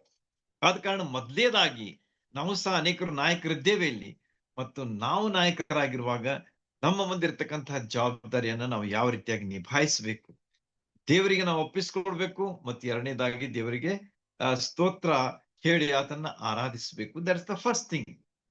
ಬರಿಬೇಡ್ರಿ, ಇದನ್ನ ಲೀಡರ್ಸ್ ಬಹಳಷ್ಟು ನೆನಪಿಟ್ಕೊಳ್ಳೋದು ಅವಶ್ಯ. Of course we are all leaders in some way or the other. ಅದನ್ನು ನಾನು ವಿವರಿಸುವುದಿಲ್ಲ, ನೀವು ಅದನ್ನು ವಿಚಾರ ಮಾಡ್ರಿ ಮತ್ತು ಎಲ್ಲಾ ರೀತಿಯಲ್ಲಿ ಅದನ್ನು ನಾವು ಅನ್ವಯಿಸಿಕೊಳ್ಳೋಣ. ಮುಂದೆ ದೇವರು ತನ್ನ ಒಂದು ಆಕ್ಷನ್ ಪ್ಲಾನ್ ಅಂತ ಹೇಳ್ತೇವಲ್ಲ ಎಷ್ಟೋ ಸಲ, ಅಥವಾ ವಾರ್ ಪ್ಲಾನ್, ವಾರ್ ಸ್ಟ್ರಾಟಜಿ ಅಂತ ಹೇಳಿ ಎಷ್ಟೋ ಸಲ ನಾವು ಅದರ ಬಗ್ಗೆ ಹೇಳ್ತಿರ್ತೇವೆ. ಈಗ ದೇವರು ಗಿದ್ಯೋನಿಗೆ ಒಂದು ವಾರ್ ಸ್ಟ್ರಾಟಜಿಯನ್ನು ಕೊಡ್ತಾನೆ. ಯಾವ ರೀತಿಯಾಗಿ ಕೊಡ್ತಾನೆ ನೋಡ್ರಿ. ಈಗ ಅವನು 300 ಮಂದಿಯನ್ನ 3 ಗುಂಪು ಮಾಡಿದ ಅಂತ ಹೇಳಿ ಇಲ್ಲಿ ನಾವು ಸ್ಪಷ್ಟವಾಗಿ ಬರ್ದದ್ದನ್ನ ನಾವು ನೋಡ್ತೀವಿ. 3 ಗುಂಪು ಯಾಕೆ ಅಂತ ಹೇಳಿ ನಾವು ಸ್ವಲ್ಪ ನೋಡುವಾಗ ಅದರಲ್ಲಿ ಸಹ ಒಂದು ಅರ್ಥವನ್ನ ದೇವರು ನಮ್ಮ ಮುಂದೆ ಇಟ್ಟಿದ್ದಾರೆ. 3 is a very important number. ಪ್ರಸಂಗ್ಯ ಪುಸ್ತಕದಲ್ಲಿ ಅದರ ಬಗ್ಗೆ ನಮಗ ಒಂದು ಸುಂದರವಾದಂತಹ ಮಾತಿದೆ. ಅದೇನ್ ಹೇಳ್ತಾ ಅಂತಂದ್ರೆ, 3 stranded cord will not easily break ಅಂತ ಹೇಳಿ. ಅದನ್ನ ನಾವು ಓದಿ ಬಿಡ್ತೇನೆ ನಿಮ್ಗೆ. ಪ್ರಸಂಗಿಗಳ ಪುಸ್ತಕದಲ್ಲಿ ಬರ್ತಕ್ಕಂತಹ ಈ ಒಂದು ಮಾತು, ಅಲ್ಲಿ ಏನ್ ಹೇಳ್ತಾ ನೋಡ್ರಿ, ಪ್ರಸಂಗಿ ಏನ್ ಹೇಳ್ತಾನೆ ಅಂತಂದ್ರೆ, 3 ಪದರಿನ ಒಂದು ಹಗ್ಗ ಅದು ಬೇಗನೆ ಹರಿಯುವುದಿಲ್ಲ ಅಂತ ಹೇಳಿ. 4:12 4ನೇ ಅಧ್ಯಾಯ 12ನೇ ವಚನದಲ್ಲಿ ನಮಗ ಅದು ಬರ್ತದೆ. ಪ್ರಸಂಗಿಯ ಪುಸ್ತಕ ನಿಮ್ಮೆಲ್ಲರಿಗೂ ಗೊತ್ತದೆ, ಜ್ಞಾನೋಕ್ತಿ ಆದ್ಮೇಲೆ ಬರ್ತದೆ, ಪರಮಗೀತಗಿಂತ ಮುಂಚೆ ಬರ್ತದೆ. ಅದನ್ನ ಇಲ್ಲಿ ನಾವು ನೋಡುವಾಗ, 2 ಎದುರಾಗಿ ನಿಲ್ಲಬಹುದು, 3 ಹುರಿಯ ಹಗ್ಗವು ಬೇಗ ಕಿತ್ತು ಹೋಗುವುದಿಲ್ಲವಷ್ಟೇ. ಪ್ರಸಂಗಿ 4:12 ನೆನಪಿಟ್ಕೊಳ್ರಿ. ಬಹಳ ಮುಖ್ಯವಾದಂತಹ ಒಂದು ವಿಚಾರವ. ನಂಬರ್, ಆ 3 ನಂಬರ್ಗೆ ಎಷ್ಟು ಮಹತ್ವ ಇದೆ ಎಂಬುದನ್ನ ದೇವರ ವಾಕ್ಯ ನಮಗ ತಿಳಿಸ್ತದೆ. ದೇವರು ಇಲ್ಲಿ ಗಿದ್ಯೋನನು ಏನ್ ಮಾಡ್ದ ಅದನ್ನು ಸಹ ಇಲ್ಲಿ ನಮ್ಗ ತೋರಿಸ್ತಾ ಇದ್ದಾನೆ. 3 ಗುಂಪುಗಳನ್ನ ಆತನು ಮಾಡ್ತಾನೆ ಎಂಬುದಾಗಿ ಇಲ್ಲಿ 16ನೇ ವಚನ ನಮಗ ತಿಳಿಸ್ತದೆ. ಮುಂದೇನಾಯ್ತು ಅಂತಂದ್ರೆ, 3 ಅಂದ್ರೆ ವೆರಿ ಇಂಪಾರ್ಟೆಂಟ್. ಅದನ್ನ ಭೇದಿಸ್ಲಿಕ್ಕೆ ಸುಲಭ ಅಲ್ಲ, ಹರಿಯಲಿಕ್ಕೆ ಮುರಿಯಲಿಕ್ಕೆ ಸಾಧ್ಯವಿಲ್ಲ ಎಂಬುದಾಗಿ ನಮಗ ಕಠಿಣ ಅಂತ ಹೇಳಿ ನಮಗ ಪ್ರಸಂಗಿ 4:12 ನೋಡ್ತೇವೆ. ಅದರ ಪ್ರಕಾರ ಗಿದ್ಯೋನನು ಸಹ ಮಾಡ್ತಾನೆ. Not all 300 in one shot or in one place, but 100 in 3 places. 300 ಜನ 100 ಗುಂಪಾಗಿ 3 ಸ್ಥಳಗಳಲ್ಲಿ ಅವರು ಇರ್ತಾರೆ ಎಂಬುದನ್ನ ಈ ಭಾಗ ನಮಗೆ ತಿಳಿಸ್ತದೆ. ಆಮೇಲೆ ಏನ್ ಮಾಡ್ಬೇಕು ಅವರು ಅಂತಂದ್ರೆ, ಕೈಯಲ್ಲಿ ಕೊಂಬನ್ನು ಅಂದ್ರೆ ಒಂದ್ ಕೈಯಲ್ಲಿ ಕೊಂಬು, ಎರಡನೆಯ ಕೈಯಲ್ಲಿ ಉರಿಯುವ ಪಂಜಡಗಿರುವ ಉರಿಯುವಂತಹ ಪಂಜು, ಅಡಗಿರುವಂತಹ ಕೊಡವನ್ನ ಕೊಟ್ಟು ಅವರಿಗೆ ನನ್ನನ್ನೇ ನೋಡುತ್ತಾ ನಾನು ಮಾಡುವ ಹಾಗೆ ಮಾಡ್ರಿ ಎಂಬುದಾಗಿ ಒಂದು ಆಜ್ಞೆಯನ್ನು ಕೊಡ್ತಾನೆ. It's a command. ನಾನು ಹೇಳ್ದಲ್ಲ, as a leader Gideon did a very good job. ಆತನೊಬ್ಬ ಒಳ್ಳೆಯ ರೀತಿಯಲ್ಲಿ ಅಲ್ಲಿ ಕೆಲಸ ನಿರ್ವಹಿಸ್ತಾ ಇದ್ದಾನೆ. ಮೊದಲೇದಾಗಿ ದೇವರಿಗೆ ಒಪ್ಪಿಸ್ಕೊಡ್ತಾ ಇದ್ದಾನೆ, ದೇವರಿಗೆ ಆರಾಧನೆ ಮಾಡ್ತಾ ಇದ್ದಾನೆ. ಮತ್ತೆ ಆತನ ಏನ್ ಮಾಡ್ದ ಅಂತಂದ್ರೆ, he becomes a role model. ಅಲ್ಲಿ ಆತನ ಹೇಳ್ತಾನೆ ನೋಡ್ರಿ, ನಾನು ಏನ್ ಮಾಡ್ತೇನೆ, ನಾನು ಮಾಡುವ ಹಾಗೆ ಮಾಡ್ರಿ. This is very important. ಈ ದಿವಸಗಳಲ್ಲಿ ಲೀಡರ್ಸ್ ಏನ್ ಹೇಳ್ತಾರೆ, ನೀವು ಅದನ್ನ ಮಾಡ್ರಿ, ನೀವು ಇದನ್ನ ಮಾಡ್ರಿ, ಆದ್ರೆ ಅವ್ರು ಮಾಡೋದೇ ಇಲ್ಲ ಅದನ್ನ. ಆದ ಕಾರಣ ಅವ್ರ ಲೀಡರ್ಶಿಪ್ ಫೇಲ್ ಆಗ್ತದೆ ಅಂತ ಹೇಳಿ ನಾವು ಹೇಳೋದು ಅವಶ್ಯಕತೆ ಇಲ್ಲ. ಆದ ಕಾರಣ ಇಲ್ಲಿ ಗಿದ್ಯೋನನ ಜೀವನದಿಂದ ಕಲಿಯುವಂತಹ ಒಂದು ಮುಖ್ಯ ಪಾಠ about leadership is, he was a role model. ಅವನ್ ಏನ್ ಮಾಡ್ಬೇಕು ಅಂತ ಗೊತ್ತಿತ್ತು, ಅದನ್ನ ನಾನು ಮಾಡಿದ ಹಾಗೆ ನೀವು ಮಾಡ್ರಪ್ಪ ಅಂತೇಳಿ ಹೇಳುವಂತ ಒಂದು ಸ್ಥಿತಿಯಲ್ಲಿ ಸಿದ್ಧ ಮನಸ್ಸಿನಿಂದ ಆತನ ಈ ಮಾತನ್ನ ಹೇಳುವುದನ್ನ ಈ ಗಿದ್ಯೋನನ ಬಾಯಿಯಿಂದ ನಾವು ಕೇಳ್ತೇವೆ. ಈ ರೀತಿಯಾಗಿ ಲೀಡರ್ಸ್, ನಾಯಕರು ಯಾವಾಗಲೂ ಸಿದ್ಧರಾಗಿರ್ಬೇಕು, ಮಾಡುವುದು ಅವ್ರಿಗೆ ಗೊತ್ತಿರಬೇಕು, ಮತ್ತು ನಾವು ಮಾಡಿದ ಹಾಗೆ ನೀವು ಮಾಡ್ರಿ ಎಂಬುದಾಗಿ ಹೇಳುವುದಕ್ಕೆ ದೇ ಶುಡ್ ಬಿ ಏಬಲ್, ಅವರು ಸಮರ್ಥರಾಗಿರ್ಬೇಕಾದದ್ರ ಅವಶ್ಯಕತೆಯನ್ನ ಗಿದ್ಯೋನು ನಮಗೆ ತೋರಿಸ್ಕೊಡ್ತಾರೆ. ಈ ರೀತಿಯಾಗಿ ದೇವರು ವಿಶೇಷವಾದ ರೀತಿಯಲ್ಲಿ ಗಿದ್ಯೋನನ ಒಂದು ಆಯುಧಗಳನ್ನ ನಮ್ಮ ಮುಂದೆ ಇಟ್ಟಿದ್ದಾನೆ. ಅವನು ಅದು ಏನಾಗಿತ್ತು ಅಂತಂದ್ರೆ ಒಂದು ಆ ಏನಾಗಿತ್ತು ಎಲ್ಲ 3 ವಿಷಯಗಳಲ್ಲಿ ನಾವು ನೋಡ್ತೇವೆ. ಒಂದು ಉರಿಯುವಂತಹ ಒಂದು ಪಂಜು, ಆಮೇಲೆ ಖಾಲಿಯಾದಂತಹ ಒಂದು ಕೊಡ, ಮತ್ತೊಂದು ಕಡೆಗೆ ತುತೂರಿ ಅಥವಾ ಕೊಂಬು ಎಂಬುದಾಗಿ ಅಲ್ಲಿ ಹೇಳಲ್ಪಟ್ಟಿದೆ. ಈ 3 ವಿಷಯಗಳನ್ನ ದೇವರು ಅಲ್ಲಿ ಉಪಯೋಗಿಸ್ತಾನೆ. ನೋಡ್ರಿ, ಇಷ್ಟು ದೊಡ್ಡ ಸಂಖ್ಯೆಯಲ್ಲಿರ್ತಕ್ಕಂಥ ಜನರ ವಿರುದ್ಧವಾಗಿ ದೇವರು ಉಪಯೋಗಿಸುವಂತ ಆಯುಧಗಳು ಎಷ್ಟು ಅಂದ್ರೆ ಅವುಗಳನ್ನ ನೋಡಿದ್ರೆ ಎಷ್ಟು ಸಾಧಾರಣಪ್ಪ. ಏನು what can Gideon do with these things? ಈ ಖಾಲಿ ಕೊಡ ಆಗ್ಲಿ ಅಥವಾ ಉರಿ ಪಂಜ ಆಗ್ಲಿ ಅಥವಾ ಈ ತುತೂರಿ ಆಗ್ಲಿ, ಇವುಗಳನ್ನ ತಗೊಂಡ ಈ ಮಿಡತೆಗಳಂತೆ ಹಾಗಿರುವಂತಹ ಈ ಮಿದ್ಯಾನ್ರು, ಅಮಾಲೇಕರನ್ನ, ಅಸಂಖ್ಯ ಸಂಖ್ಯೆಯಲ್ಲಿರುವಂತವ್ರನ್ನ ಹೇಗೆ ಎದುರಿಸ್ತಾನೆ? How it is possible? Is he playing a fool ಅಂತ ಹೇಳ್ತಾರೆ ಎಷ್ಟೋ ಸಲ. ಏನ್ಪ ಇವನು ಮೂರ್ತನದ ವಿಷಯ ಮಾಡ್ತಾ ಇದ್ದಾನೇನೋ ಅನ್ನುವಂಥ ರೀತಿಯಲ್ಲಿ ನಮ್ಗೆ ಅನಿಸ್ತದೆ. That is our human thinking. ಆದ್ರೆ ದೇವ್ರು ಮಾಡುವಂಥದ್ದು ಬಹಳ ವಿಶೇಷವಾಗಿತ್ತು ಎಂಬುದಾಗಿ ನಮಗ ಇಲ್ಲಿ ತಿಳಿದು ಬರ್ತದೆ. 2ನೇ ಕೊರಿಂಥದ, ಈಗಾಗಲೇ ಅವರು 1ನೇ ಕೊರಿಂಥ ಓದಿದ್ರು, ಆದ್ರೆ it is actually 2 Corinthians, 2 Corinthians ಆಯ್ತು. ರೆಫರೆನ್ಸ್ ಸ್ವಲ್ಪ ಅದು ಮಿಸ್ಪ್ರಿಂಟ್ ಆಗಿದೆ, ಅದು ಇರ್ಲಿ. ಅಲ್ಲಿ ನಾವು 2ನೇ ಕೊರಿಂಥದಲ್ಲಿ ಪೌಲನು ಹೇಳ್ತಕ್ಕಂಥ ಒಂದು ಮಾತು ಬಹಳ ವಿಶೇಷವಾಗಿದೆ. ಆದ ಕಾರಣ ಅದನ್ನ ನಾನು ನಿಮ್ಗೆ ಓದಿ ತೋರಿಸ್ತೇನೆ. ಕೊರಿಂಥದವರಿಗೆ ಬರೆದ ಪತ್ರ 2ನೇ ಕೊರಿಂಥ 10ನೇ ಅಧ್ಯಾಯ 4ನೇ ವಚನ. 2 Corinthians 10th chapter 4th verse ಆತ ಹೇಳ್ತಾನೆ, ನಾವು ಉಪಯೋಗಿಸುವ ಆಯುಧಗಳು ಲೋಕ ಸಂಬಂಧವಾದ ಆಯುಧಗಳಲ್ಲ ಎಂಬುದಾಗಿ. ಅಂದ್ರೆ ಮಿಡಿಯನ್ರು ಬಹಳಷ್ಟು ಆಯುಧಗಳನ್ನ ತೆಗೆದುಕೊಂಡು ಬಂದಿರ್ಬೇಕು. ಅವ್ರು ಕತ್ತಿ ಇರಬೇಕು, ಅಥವಾ ಢಾಲುಗಳಿರ್ಬೇಕು, ಆಮೇಲೆ ಈಟಿ, ಬರ್ಚಿ ಎಲ್ಲ ಇರ್ಬೇಕು. They should be very well equipped ಅಂತ ಹೇಳಿ ಅನಿಸ್ತದೆ. ಆದ್ರೆ ಪೌಲನು ಇಲ್ಲಿ ನಮಗೆ ಹೊಸ ಒಡಂಬಡಿಕೆಯಲ್ಲಿ ಬರುವಾಗ ಆತ್ಮೀಯ ಆಯುಧಗಳನ್ನ ಆತ ನಮಗೆ ತಿಳಿಸ್ತಾ ಇದ್ದಾನೆ. ಯಾಕಂದ್ರೆ ನಾವು ಲೋಕದಲ್ಲಿ ನಾವು ಯಾವ ರೀತಿಯಾಗಿ ಸೈತಾನ್ ಕೂಡ ಯುದ್ಧ ಮಾಡ್ತಿರ್ತೇವೆ, ಆದ್ರೆ ಸೈತಾನ್ ಹಿಂಬಾಲಕರು ಕೂಡ ಯುದ್ಧ ಮಾಡ್ತಿರ್ತೇವೆ. ನಮ್ಮ ಜನರು ಕೂಡ ಸಹ ಎಷ್ಟೋ ಸಲ ಇಂತಹ ಸಂದರ್ಭಗಳು ಬರ್ತವೆ. ಆದ ಕಾರಣ ನಾವು ಯಾವ ರೀತಿಯಾಗಿ ನಮ್ಮ ಆಯುಧಗಳಿರ್ಬೇಕು ಎಂಬುದನ್ನ 10ನೇ ಅಧ್ಯಾಯ 4ನೇ ವಚನ 2ನೇ ಕೊರಿಂಥದವರಿಗೆ ಬರೆದ ಪತ್ರದಲ್ಲಿ ಹೇಳ್ತಾನೆ. ನಾವು ಉಪಯೋಗಿಸುವ ಆಯುಧಗಳು ಲೋಕ ಸಂಬಂಧವಾದ ಆಯುಧಗಳಲ್ಲ. ನಾವು ಉಪಯೋಗಿಸುವಂತ ಆಯುಧಗಳು ಲೋಕ ಸಂಬಂಧವಾದಂತ ಆಯುಧಗಳಲ್ಲ, ಅವು ದೇವರ ಎಣಿಕೆಯಲ್ಲಿ ಬಲವಾಗಿವೆ. ನೋಡ್ರಿ, ದೇವರ ಎಣಿಕೆ, ದಟ್ ಈಸ್ ಮೋಸ್ಟ್ ಇಂಪಾರ್ಟೆಂಟ್. ಈ ಲೋಕದ ರೀತಿಯಲ್ಲಿ ಏನಾಗಿವೆ? ಆಯುಧಗಳಲ್ಲ ಅಂತ ಅನಿಸ್ತದೆ. ಈ ಖಾಲಿ ಕೊಡ ಆಗ್ಲಿ, ಅಥವಾ ಉರಿಯೋ ಪಂಜ ಆಗಲಿ, ಅಥವಾ ತುತೂರಿ ಅಥವಾ ಕೊಂಬಾಗ್ಲಿ, ಇವು ಆಯುಧಗಳೇ ಅಲ್ಲ ಅಂತ ಅನಿಸ್ತದೆ ನಮ್ಗೆ. ಆದ್ರೆ ದೇವರ ದೃಷ್ಟಿಯಲ್ಲಿ ಏನಾಗಿವೆ ಅಂತಂದ್ರೆ ಬಲವಾಗಿವೆ ಎಂಬುದಾಗಿ ಹೇಳ್ತಾನೆ. ಕೋಟೆಗಳನ್ನು ಕೆಡವಿ ಹಾಕುವಂತವುಗಳಾಗಿವೆ. ನೋಡ್ರಿ, ಇಲ್ಲಿ ಭದ್ರವಾದಂತ ಕೋಟೆ ಯಾರ್ದು? ಅಮಾಲೇಕ್ಯರದ್ದು ಮತ್ತು ಮಿದ್ಯಾನ್ಯರದ್ದು. ಅವುಗಳನ್ನ ಭೇದಿಸಿ ಹಾಕಿದಂತಹ ಈ ಆಯುಧಗಳು ಯಾವಾಗಿದ್ದು ಅಂತಂದ್ರೆ ತುತೂರಿ, ಆಮೇಲೆ ಖಾಲಿ ಕೊಡ, ಆಮೇಲೆ ಉರಿಯುವಂತಹ ಪಂಜು ಆಗಿತ್ತು ಎಂಬುದಾಗಿ ನಮಗೆ ತಿಳಿದು ಬರ್ತದೆ. ಈ ರೀತಿಯಾಗಿ ಹೊಸ ಒಡಂಬಡಿಕೆಯಲ್ಲಿಯೂ ಸಹ ನಾವು ಈ ಆಯುಧಗಳ ಬಗ್ಗೆ ನೋಡುವಾಗ ದೇವರು ಎಷ್ಟು ವಿಶೇಷವಾದ ರೀತಿಯಲ್ಲಿ ತನ್ನ ಕೆಲಸ ಮಾಡ್ತಾನೆ ಎಂಬಂಥದ್ದನ್ನ ನಾನು ಕ್ಲುಪ್ತವಾಗಿ ನಿಮಗೆ ವಿವರಿಸಿ ಹೇಳ್ತಾ ಇದ್ದೇನೆ. ಮುಂದೇನಾಯ್ತು ಅಂತ ಹೇಳಿ ನಾವು ನೋಡುವಾಗ ಇವುಗಳಿಗೆ ಒಂದು ಆತ್ಮೀಯ ಅರ್ಥ ನಾವು ತಿಳ್ಕೊಳ್ಬೇಕು. ಇವಾಗ ನಮಗ ನಾವು ಹೀಗೆ ಜಸ್ಟ್ ಒಂದು ಕೊಂಬಾಗ್ಲಿ, ಅಥವಾ ಒಂದು ಖಾಲಿ ಕೊಡ ಆಗ್ಲಿ, ಅಥವಾ ಉರಿಯುವಂತ ಪಂಜು ಅಂತ ಹೇಳಿದ್ರೆ ಅದಕ್ಕೆ ಏನ್ಪಾ ಮಹತ್ವ ಅಂತ ಅನ್ಸುದಿಲ್ಲ ನಮಗ. ಆದ್ರೆ ಅದಕ್ಕೆ ಆತ್ಮೀಯ ಅರ್ಥ ಬಹಳಷ್ಟು ಇದೆ ಎಂಬುದನ್ನ ನಾನು ತಿಳಿಸ್ಲಿಕ್ಕೆ ಬಹಳ ಸಂತೋಷ ಪಡ್ತೇನೆ ಈ ರಾತ್ರಿಯ ಸಮಯದಲ್ಲಿ. ಆತ್ಮೀಯ ಅರ್ಥ ಮೊದಲೇದಾಗಿ ಕೊಂಬಿನ ವಿಷಯವಾಗಿ ನಾವು ಸ್ವಲ್ಪ ತಿಳ್ಕೊಳ್ಬೇಕಾದದ್ದು ಅವಶ್ಯ.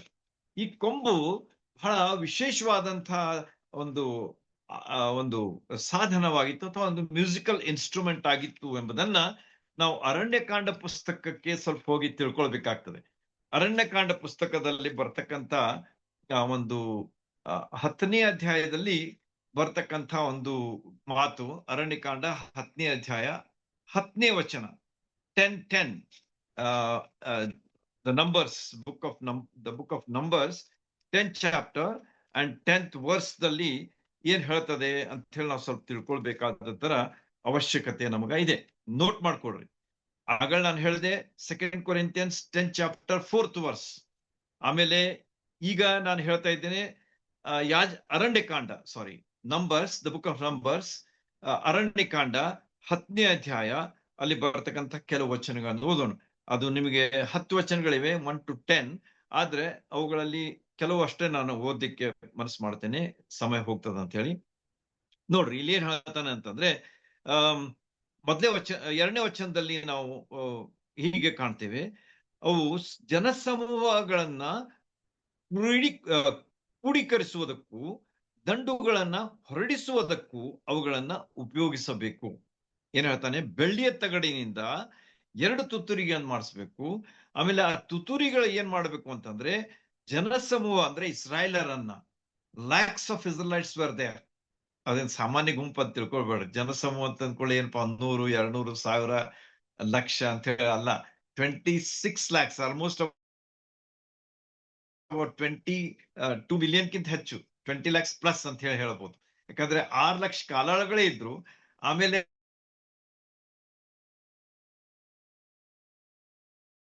ಮತ್ತೆ ಸ್ತ್ರೀಯರಿದ್ರು, ಆಮೇಲೆ ಮಕ್ಕಳು ಲ್ಯಾಕ್ಸ್ ಅಂತ ಹೇಳಿ ನಮ್ಗೆ ಅನಿಸ್ತದೆ. ಹೀಗೆ ಇಷ್ಟು ದೊಡ್ಡ ಸಂಖ್ಯೆಯಲ್ಲಿ ಇದ್ದಂತಹ ಜನರನ್ನ ಕ್ರೋಢೀಕರಿಸುವುದಕ್ಕಾಗಿ, ಆಮೇಲೆ ದಂಡುಗಳನ್ನ ಹೊರಡಿಸುವುದಕ್ಕಾಗಿ ಈ ತುತೂರಿಗಳನ್ನ ಉಪಯೋಗಿಸ್ತಾ ಇದ್ದ ಯಾರು? ಮೋಶೆಗೆ ದೇವರು ಹೇಳಿದಂತಹ ಮಾತಿದು. ನಿಮ್ಮಲ್ಲಿ ಮೇಲೆ ನೋಡಿರೋದನ್ನ, ಯೆಹೋವನು ಮೋಶೆಗೆ ಆಜ್ಞಾಪಿಸಿದನು ಅಂತದೆ. ಈ ರೀತಿಯಾಗಿ ದೇವರು ಕೊಟ್ಟಂತಹ ಒಂದು ಮಾತು ಇದು ಆಗಿತ್ತು ಅಂತ ಹೇಳಿ ನಮಗ ಅರಣ್ಯಕಾಂಡ ಪುಸ್ತಕದಲ್ಲಿ ಬರ್ತಕ್ಕಂತಹ ವಿಷಯ ತಿಳಿಸ್ತದೆ. ಈ ರೀತಿಯಾಗಿ ಇದೇನಾಗಿತ್ತು ಅಂತಂದ್ರೆ, ಇದು ಒಂದು ದೇವರ ವಾಕ್ಯದ ಒಂದು ಸಾಕ್ಷಿ ಆಗಿದೆ. ಈ ಕೊಂಬು ಏನಾಗಿದೆ ಅಂತಂದ್ರೆ, ದೇವರ ವಾಕ್ಯಕ್ಕೆ ಒಂದು ಸಾಕ್ಷಿಯಾಗಿದೆ. It is the proof, or it's a testimony, not proof, it's a testimony for God's word ಅಂತ ಹೇಳಿ ನಾವು ಇಲ್ಲಿ ಕಾಣ್ತೇವೆ. ಮೋಶೆ ಬೆಳ್ಳಿ ತಗಡಿನ ಮೂಲಕ 2 ತುತ್ತೂರಿಗಳನ್ನ ಮಾಡಿಸ್ಬೇಕು. ಅವು ಜನರ ಗುಂಪುಗಳನ್ನ ಕರೆಯುವುದಕ್ಕಾಗಿ ಮತ್ತು ಜನಸಮೂಹವನ್ನು ನಿರ್ದೇಶಿಸುವುದಕ್ಕಾಗಿ, ಹೊರಡುವುದಕ್ಕಾಗಿ, ಹೀಗೆ ಇವುಗಳನ್ನ ನೀನು ಉಪಯೋಗ ಮಾಡಬೇಕು. ಈ ತುತ್ತೂರಿಗಳನ್ನ ನಿರ್ದೇಶಿಸುವುದಕ್ಕಾಗಿ, ಆದೇಶಿಸುವುದಕ್ಕಾಗಿ ಉಪಯೋಗಿಸುವಂತಹ ಈ ಮ್ಯೂಸಿಕಲ್ ಇನ್ಸ್ಟ್ರೂಮೆಂಟ್ ತುತ್ತೂರಿ ಕೊಂಬು ಆಗಿತ್ತು ಅಂತ ಹೇಳಿ ನಮಗ ತಿಳಿದು ಬರ್ತದೆ. ಅದೇನ್ ತೋರಿಸ್ತದೆ ಅಂತಂದ್ರೆ, ದೇವರ ವಾಕ್ಯಕ್ಕೆ ಅದೊಂದು ಸಾಕ್ಷಿ ಆಗಿದೆ. It's a testimony for the word of god. ದೇವರ ವಾಕ್ಯಕ್ಕೆ ಅದು ಸಾಕ್ಷಿ ಆಗಿದೆ ಎಂಬುದಾಗಿ ನಮಗ ಅದು ತಿಳಿಸ್ಕೊಡ್ತದೆ. ದೇವರ ವಾಕ್ಯ ನಮ್ಮ ಜೀವಿತಗಳಲ್ಲಿ ಎಲ್ಲಾ ವಿಷಯಗಳಲ್ಲಿ ಆದೇಶ ಕೊಡ್ತದೆ. It gives direction. ನಮಗೆ ಬಹಳ ಎಲ್ಲರಿಗೂ ಗೊತ್ತಿರುವಂತಹ ಕೀರ್ತನೆ 119, 105ನೇ ವಚನದಲ್ಲಿ ನಾವು ನೋಡ್ತೇವಲ್ಲ, ನಿನ್ನ ವಾಕ್ಯ ನನ್ನ ಕಾಲಿಗೆ ದೀಪ, ನನ್ನ ದಾರಿಗೆ ಬೆಳಕಾಗಿದೆ. ಅಂದ್ರೆ ಅದು ನಮಗ ಮಾರ್ಗದರ್ಶನ ಮಾಡ್ತದೆ, ಬೆಳಕನ್ನು ಕೊಡ್ತದೆ ಮತ್ತು ನಮಗ ದೀಪ ಆಗಿ ಅದು ನಮಗ ನಡೆಸ್ತದೆ ಎಂಬುದಾಗಿ ದೇವರ ವಾಕ್ಯದ ವಿಷಯವಾಗಿ ನಾವು 119, 105ನೇ ವಚನದಲ್ಲಿ ಕೀರ್ತನೆಯಲ್ಲಿ ನೋಡ್ತೇವೆ. ಅದೇ ರೀತಿಯಾಗಿ ಈಗ ಒಂದು ತುತ್ತೂರಿ ಏನಾಗಿತ್ತಪ್ಪ, ಕೊಂಬು ಏನಾಗಿತ್ತು ಅಂತಂದ್ರೆ, ಅದೊಂದು ದೇವರ ವಾಕ್ಯಕ್ಕೆ ಒಂದು ಸಾಕ್ಷಿಯಾಗಿ ನಮಗ ತಿಳಿದು ಬರ್ತದೆ. ಎರಡನೇದಾಗಿ ನಾವು ನೋಡುವಾಗ, ನಮ್ಮ ಜೀವಿತಗಳು ಅಂದ್ರೆ ಈ ಬರಿಯ ಕೊಡಗಳು, ಅಂದ್ರೆ ಬರಿದಾದಂತಹ ಖಾಲಿ ಕೊಡಗಳು ಏನಾಗಿದ್ದಾವೆ ಅಂತಂದ್ರೆ, ನಮ್ಮ ದೇಹಗಳನ್ನ ಅವು ಸೂಚಿಸ್ತವೆ. ನಮಗೆ ಅವು ಏನಾಗಿವೆ ಅಂತಂದ್ರೆ, 2ನೇ ಕೊರಿಂಥ ಈಗಾಗಲೇ ನಾವು ಓದ್ಬೇಕಾಗಿತ್ತು, 1ನೇ ಕೊರಿಂಥ ಆಗಿದೆ, ಅದು ಇರ್ಲಿ. 2ನೇ ಕೊರಿಂಥದಲ್ಲಿ ಬರ್ತಕ್ಕಂಥ 2ನೇ ಒಂದು ಭಾಗ ಅದ್ಯಾವುದಂತಂದ್ರೆ, 4ನೇ ಅಧ್ಯಾಯ 6ರಿಂದ 7 ವಚನಗಳಲ್ಲಿ ಪೌಲನು ನಮ್ಮ ದೇಹದ ಬಗ್ಗೆ ಏನ್ ಹೇಳ್ತಾನೆ, ಖಾಲಿ ಕೊಡಕ್ಕೆ ಸಮಾನವಾದಂಥ ನಮ್ಮ ದೇಹದ ಬಗ್ಗೆ ಅಲ್ಲಿ ಪೌಲನು ಏನ್ ಹೇಳ್ತಾನೆ ಅಂತ ಹೇಳಿ ನಾವು ಈ 2 ವಚನಗಳಲ್ಲಿ ಸ್ಪಷ್ಟವಾಗಿ ಕಂಡುಕೊಳ್ಳೋಣ. 2 Corinthians 4th chapter 6 and 7 note ಮಾಡ್ಕೊಡ್ರಿ. ಆಮೇಲೆ ಆರಾಮಾಗಿ ಕುಂತ ಓದ್ರಿ. ಅವಾಗ ನಿಮ್ಗ ಈ ವಚನಗಳು ಎಷ್ಟು ಮುಖ್ಯ ನಮ್ಮ ಆತ್ಮೀಯ ವಿಷಯಗಳಲ್ಲಿ ಅಂತ ನಿಮ್ಗೆ ತಿಳಿದು ಬರ್ತದೆ.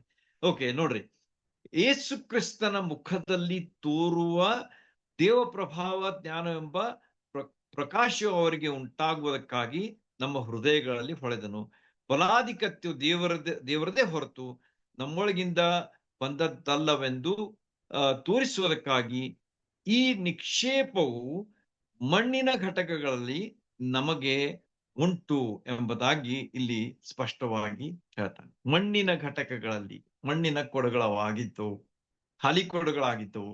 ಮತ್ತು ಅವು ಏನಾಗಿದ್ವು ಅಂತಂದ್ರೆ ನಮಗೆ ಅವು ಏನ್ ಸೂಚಿಸ್ತವೆ ಎನ್ನುವಾಗ ಅವು ನಮ್ಮ ದೇಹಗಳನ್ನ ಅಥವಾ ನಮ್ಮ ಆತ್ಮಗಳು ಯಾವ ರೀತಿಯಾಗಿವೆ ಎಂಬುದನ್ನು ನಾವು ತೋರಿಸ್ತವೆ. ಮತ್ತು ಜೀವನದ ಬೆಳಕು ಎಷ್ಟು ಮುಖ್ಯವಾಗಿತ್ತು. ಯಾಕಂದ್ರೆ ಅಲ್ಲಿ ಮುಂದೆ ನಾವು ನೋಡುವಾಗ ಆ ಕೊಡದಲ್ಲಿ ಆ ಪಂಜನ್ನ ಅಡಗಿಸಿಕೊಂಡು ಅವ್ರು ಹೋಗ್ತಾರೆ. ಇದು ಮಿದ್ಯಾನ್ರ ಅಮಾಲೇಕ್ಯರ ಪಾಳ್ಯಕ್ಕೆ ಖಾಲಿ ಕೊಡ ಇತ್ತು, ಆದ್ರೆ ಅದರ ಒಳಗೆ ಏನಿತ್ತು ಅಂತಂದ್ರೆ ಉರಿಯುವಂತಹ ಪಂಜು ಇತ್ತು. ಈ ರೀತಿಯಾಗಿ ಖಾಲಿ ಕೊಡದಲ್ಲಿ ಪಂಜನ್ ಇಟ್ಕೊಂಡು ಅವ್ರು ಹೋಗ್ತಾರೆ. ಮತ್ತೊಂದು ಕೈಯಲ್ಲಿ, ಎಡಗೈಯಲ್ಲಿ ಅವರು ಇದನ್ನ ಇಟ್ಕೊಂಡಿರ್ತಾರೆ, ತುತೂರಿಯನ್ನ ಅಥವಾ ಕೊಂಬನ್ನು ಇಟ್ಕೊಂಡು ಅವರು ಅಲ್ಲಿ ಹೋಗುವಂಥದ್ದು ನಮಗೆ ಕಂಡು ಬರ್ತದೆ. ಆದ ಕಾರಣ ನಾವು ಈಗಾಗಲೇ ಓದಿದಂತಹ ಭಾಗದಲ್ಲಿ ನೋಡಿದ್ದೇವೆ ಏನಂತಂದ್ರೆ ಯೇಸು ಸ್ವಾಮಿಯ ಬೆಳಕು ನಮ್ಮ ಜೀವನದಲ್ಲಿ ಯಾವ ರೀತಿಯಾಗಿ ಇರಬೇಕು. ಖಾಲಿ ಕೊಡದಲ್ಲಿ ಉರಿಯುವಂತ ಪಂಜು ಏನಾಗಿತ್ತು ಅಂತಂದ್ರೆ ನಮ್ಮ ಜೀವನ ಖಾಲಿ ಇದ್ರೂ ಕೂಡ ಅದರಲ್ಲಿ ಯೇಸು ಸ್ವಾಮಿಯ ಬೆಳಕು ಅದರಲ್ಲಿ ನಮಗೆ ಇರಬೇಕಾದದ್ದು ಬಹಳ ಅವಶ್ಯ. ಅದು ನಮಗ ಇಲ್ಲಿ ತೋರಿಸಿಕೊಡುವಂತಹ ಒಂದು ವಿಷಯ, ವಿಶೇಷವಾದಂತಹ ಒಂದು ಸಂಗತಿಯಾಗಿದೆ. ದೇವರ ಶಕ್ತಿ ಅದು ನಮ್ಮ ಖಾಲಿಯಾದಂಥ ನಮ್ಮ ಹೃದಯಗಳಲ್ಲಿ ಅದಿರ್ಬೇಕಾದದ್ದು ಬಹಳ ಅವಶ್ಯ. ಖಾಲಿ ಕೊಡದಲ್ಲಿ ಉರಿಯುವಂತಹ ಪಂಚು, ಈ ರೀತಿಯಾಗಿ ದೇವರ ಶಕ್ತಿಯನ್ನ ನಾವು ಯಾವಾಗಲೂ ನಮ್ಮ ಹೃದಯಗಳಲ್ಲಿ ಹೊಂದಿದವರಾಗಿ ಅದನ್ನು ಖಾಲಿ ಇಡೋದು ಬೇಡ, ಆದ್ರೆ ಉರಿಯುವಂತಹ ಪಂಜನ್ನ ಅಲ್ಲಿಟ್ಕೊಂಡು ಆ ಬೆಳಕನ್ನ ಅಷ್ಟೇ ಅಲ್ಲ, ದೇವರ ಶಕ್ತಿಯನ್ನ ನಮ್ಮ ಜೀವನದಲ್ಲಿ ಅನುಭವಿಸುತ್ತಾ ನಾವು ಮುಂದೆ ಹೋಗಬೇಕು ಎಂಬುದನ್ನ ಅದು ನಮಗೆ ತೋರಿಸಿ ಕೊಡ್ತದೆ. ಹೀಗೆ ಗಿದ್ಯೋನನು ಅವನು ಮುಂದೆ ಮೂರನೇ ಮಾಡಿದಂತಹ ಒಂದು ಕೆಲಸ ಏನಂತಂದ್ರೆ, ಆ ವೈರ್ಯ ಪಾಳ್ಯಕ್ಕೆ ಹೋದ್ಮೇಲೆ ಆ 3 ಭಾಗಗಳನ್ನಾಗಿ ಮಾಡದ ಅಂತ ಹೇಳಿ ಈಗಾಗಲೇ ನಾವು ನೋಡಿದೆವು. ಆಮೇಲೆ ಅವನೇನ್ ಮಾಡ್ದ ಅಂತಂದ್ರೆ ಆ ಕೊಡವನ್ನ ಒಡಿತಾನೆ. ಆಮೇಲೆ ತುತ್ತೂರಿಯ ಶಬ್ದ ಮಾಡ್ತಾರೆ.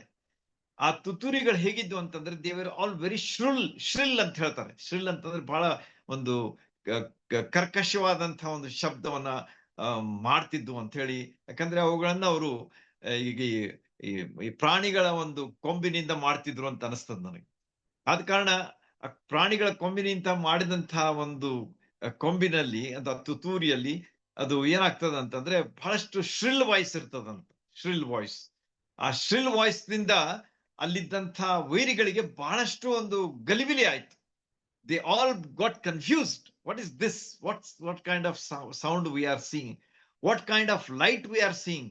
ಯಾಕಂದ್ರೆ ಗಿದ್ಯೋನ್ ಏನ್ ಮಾಡ್ಬಿಟ್ಟ ಅಂದ್ರೆ ಕೊಡಗನ್ನು ಒಡೆದಾಗ ಅಲ್ಲಿ ಉರಿಯುವಂತಹ ಪಂಜು ಆ ಶತ್ರುಗಳಿಗೆ ಕಂಡು ಬಂತು ಎಂಬುದಾಗಿ ಅಲ್ಲಿ ನಮಗ ತಿಳಿದು ಬರ್ತದೆ.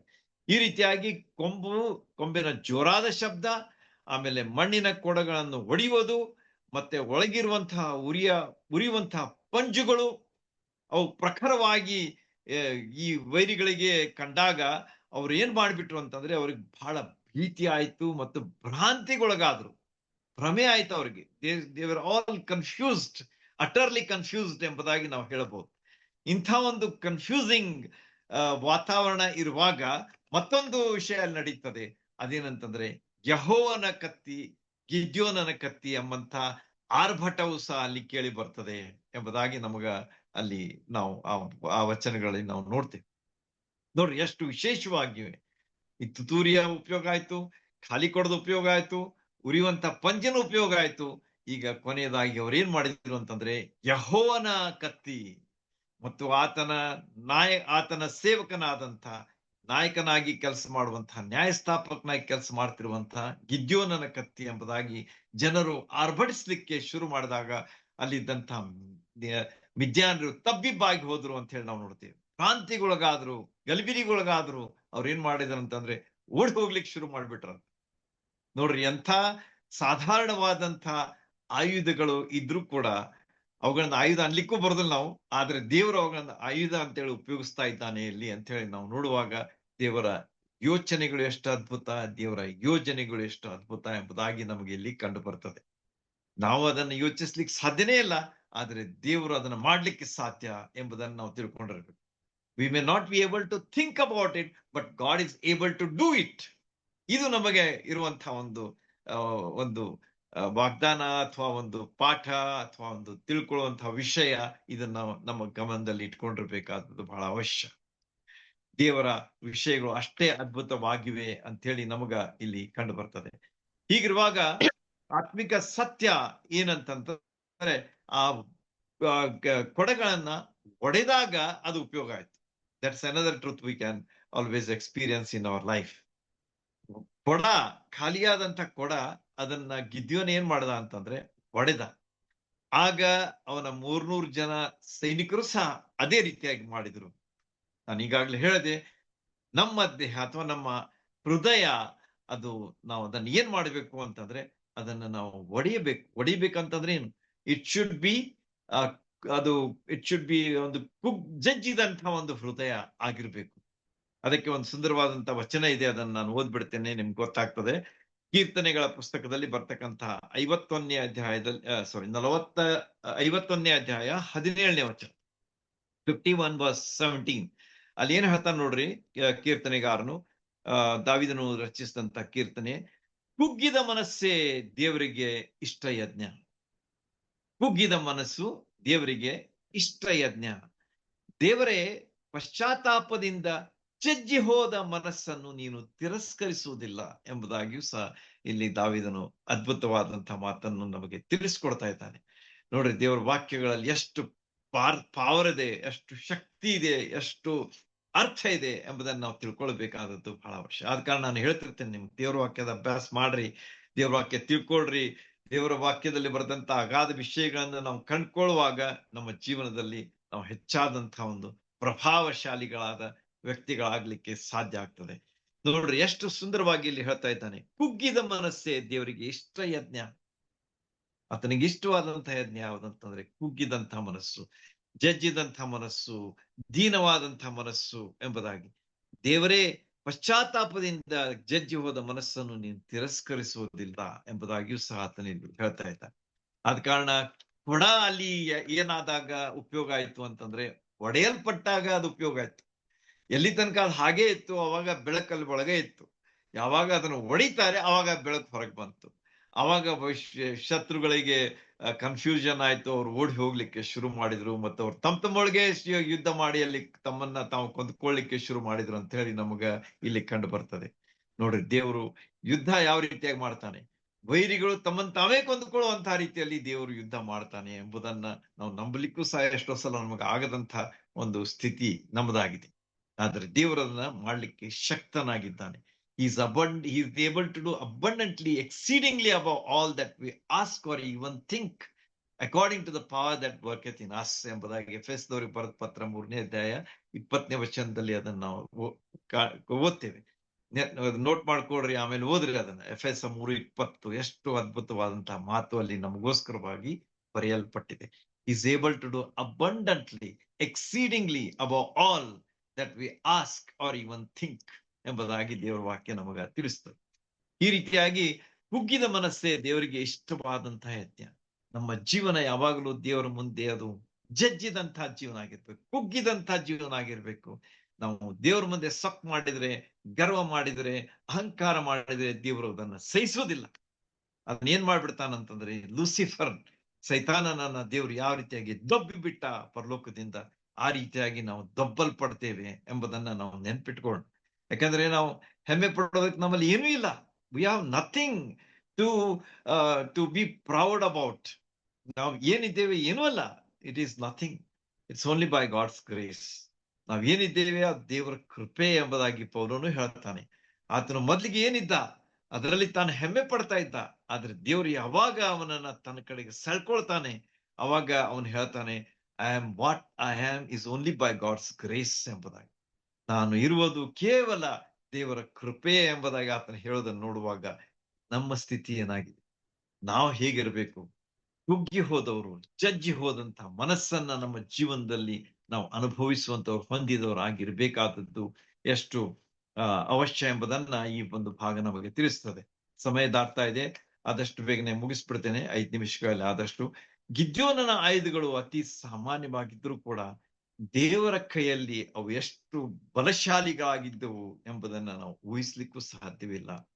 ಆದ ಕಾರಣ ನಾವು ಯಾವಾಗಲೂ ದೇವರ ಆಯುಧಗಳನ್ನ ನಮ್ಮ ಜೀವನದಲ್ಲಿ ಹೊಂದಿಕೊಂಡು ಅವು ಬಲಶಾಲಿಗಳಾಗಿವೆ ಎಂಬುದನ್ನ ನಮ್ಮ ಜೀವನದಲ್ಲಿ ಅನುಭವಿಸುತ್ತಾ ಹೋಗೋಣ. Let's not use our weapons, let's use God's weapons. ಯಾಕಂದ್ರೆ ನಾವು ನಮ್ಮ ಆಯುಧಗಳನ್ನು ಉಪಯೋಗಿಸ್ಲಿಕ್ಕೆ ಹೋದರೆ ನಾವು ಬಿದ್ದು ಹೋಗ್ತೇವೆ, ಸೋತ್ ಹೋಗ್ತೇವೆ, ನಾವು ಕಳೆದು ಹೋಗ್ತೇವೆ.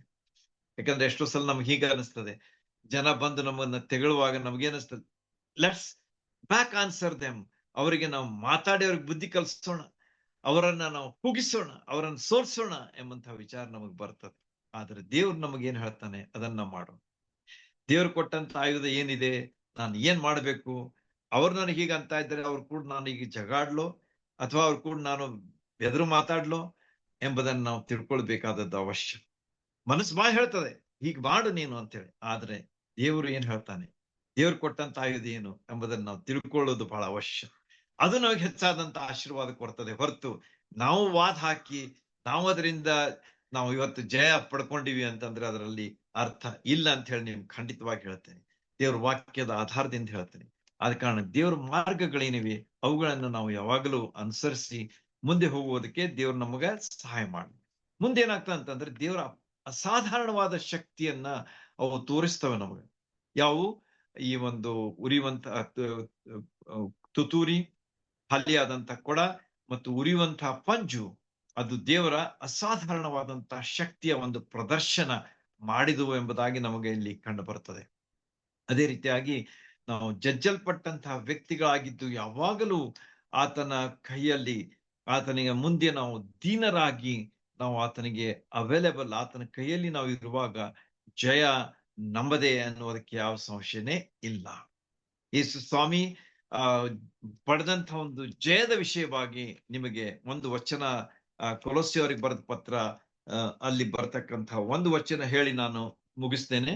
ಕೊಲೊಸ್ಸೆಯವರಿಗೆ ಬರೆದ ಪತ್ರ 2ನೇ ಅಧ್ಯಾಯ 14ನೇ ವಚನ, ವೆರಿ ಬ್ಯೂಟಿಫುಲ್ ವರ್ಸ್. ಯೇಸು ಸ್ವಾಮಿ ನಮ್ಮ ಸಲುವಾಗಿ ಏನ್ ಮಾಡಿ ಜಯವನ್ನ ಸಾಧಿಸಿದ್ದಾರೆ ಎಂಬುದನ್ನ ತಿಳಿಸಿಕೊಡುವಂತ ಅದ್ಭುತವಾದಂತಹ ಒಂದು ವಚನವನ್ನ ನಿಮ್ ಮುಂದೆ ನಾನು ಇಡ್ಲಿಕ್ಕೆ ಮನಸ್ಸು ಮಾಡ್ತೇನೆ. ಅದೇನಂತಂದ್ರೆ ಕೊಲೊಸ್ಸೆ 2ನೇ ಅಧ್ಯಾಯ 13 ಮತ್ತು 14, ಅಥವಾ 13ನೇ ವಚನದ 2ನೇ ಭಾಗ, ಆಮೇಲೆ 14ನೇ ವಚನದ ಪೂರ್ಣ ಭಾಗ. ಸತ್ತವರಾಗಿದ್ದ ನಿಮ್ಮನ್ನು ಸಹ ದೇವರು ಕ್ರಿಸ್ತನೊಂದಿಗೆ ಎಬ್ಬಿಸಿದ್ದಾನೆ ಬದುಕಿಸಿದ್ದಾನೆ ಎಂಬುದಾಗಿ ಇಲ್ಲಿ ಹೇಳ್ತದೆ. ನಮ್ಮ ಸ್ಥಿತಿ ಏನಾಗಿತ್ತು? ಆತ್ಮೀಯ ರೀತಿಯಲ್ಲಿ ನಾವು ಸತ್ತು ಹೋಗಿದ್ದೀವಿ. ಯಾಕಂದ್ರೆ ಪಾಪ ಕೊಡುವ ಸಂಬಳ ಮರಣ. ಆದ ಕಾರಣ ನಾವು ಪಾಪ ಮಾಡಿದಂತಹ ನಮ್ಮ ಸ್ಥಿತಿ ಏನಾಗಿತ್ತು ಅಂತಂದ್ರೆ ಸತ್ತವರಂತೆ ಇದ್ದೀವಿ, ನಾವು ಸತ್ತವರಾಗಿದ್ದೀವಿ, ಸಾರಿ ಅಂತ ಅಲ್ಲ, ಸತ್ತವರಾಗಿದ್ದೀವಿ. ಆದ್ರೆ ದೇವರು ಏನ್ ಮಾಡದ ಅಂತಂದ್ರೆ ನಮ್ಮನ್ನ ಕ್ರಿಸ್ತನೊಂದಿಗೆ ಎಬ್ಬಿಸಿದ್ದಾನೆ. ರೋಮ 6:23 ಹೇಳುತ್ತ ಸುಂದರವಾದಂತ ವಚನ. ದೇವರ ಉಚಿತಾರ್ಥವರವು ನಮ್ಮ ಕರ್ತನಾದ ಕ್ರಿಸ್ತ ಯೇಸುವಿನಲ್ಲಿರುವ ನಿತ್ಯ ಜೀವ ಎಂಬುದಾಗಿ. ಆದ ಕಾರಣ ಕ್ರಿಸ್ತನೊಂದಿಗೆ ನಮ್ಮನ್ನ ಎಬ್ಬಿಸಿದನು ಎಂಬುದಾಗಿ ಇಲ್ಲಿ ನಾವು ಸ್ಪಷ್ಟವಾಗಿ ಕಾಣ್ತೇವೆ. ನಾವು ಎಬ್ಬಿಸಲ್ಪಟ್ಟದ್ದು ನಮ್ಮ ಶಕ್ತಿಯಿಂದಲ್ಲ, ಆದ್ರೆ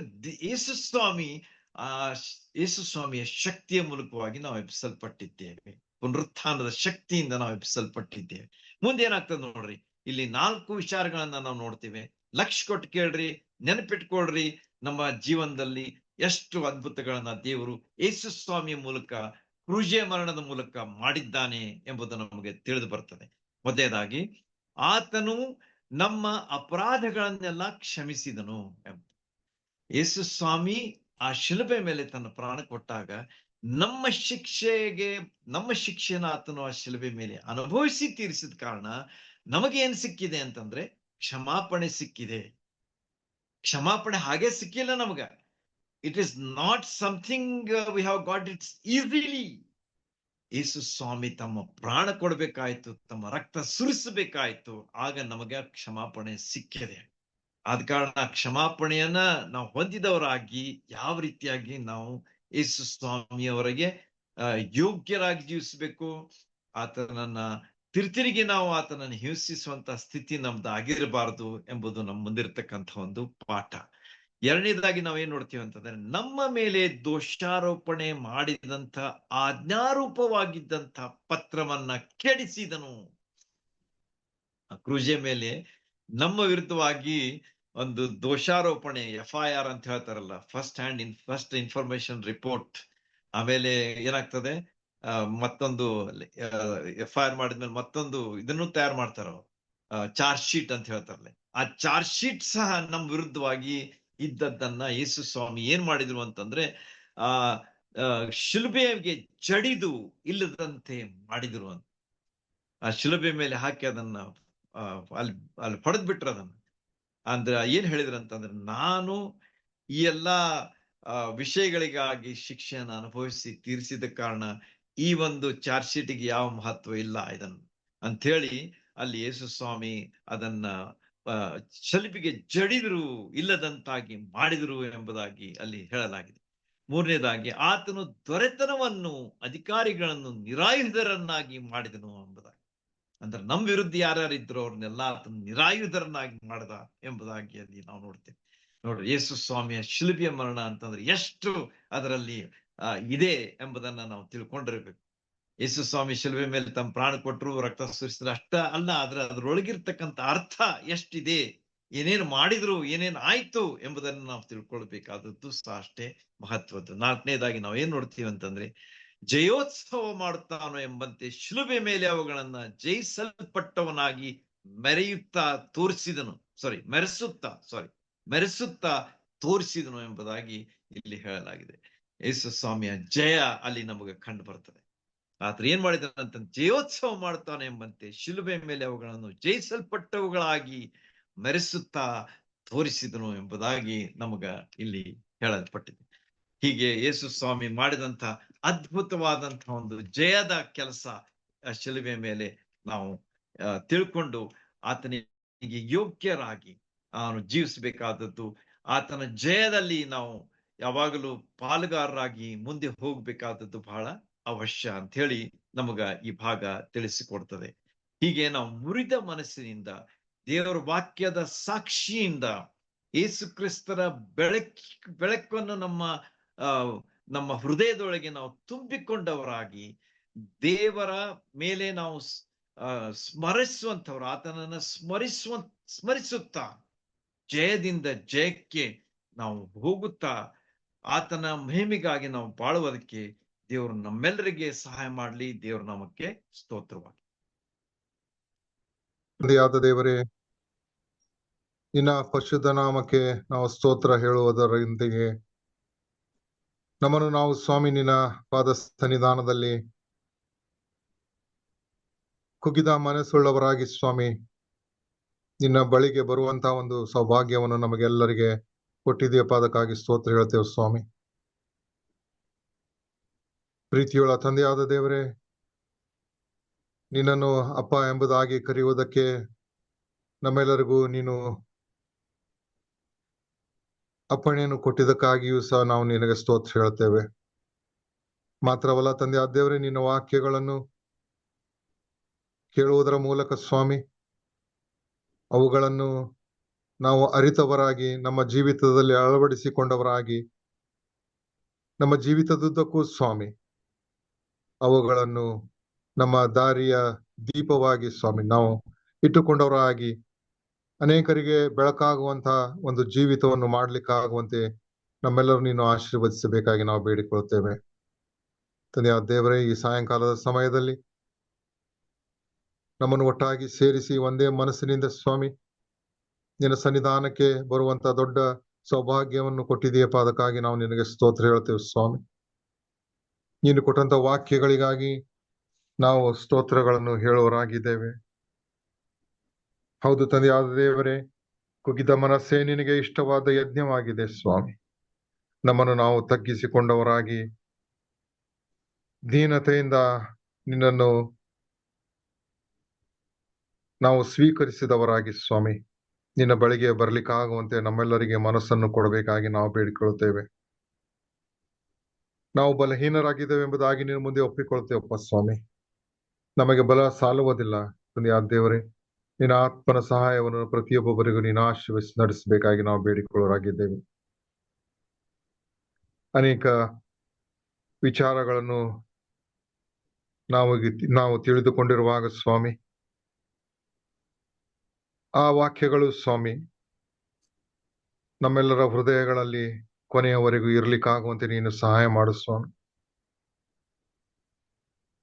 ನಮ್ಮನ್ನು ಕರುಣಿಸಿ ನೀನು ಆಶೀರ್ವದಿಸಿದೆಯಪ್ಪ, ಅದಕ್ಕಾಗಿ ಸಹ ಸ್ತೋತ್ರ ಹೇಳ್ತೇವೆ.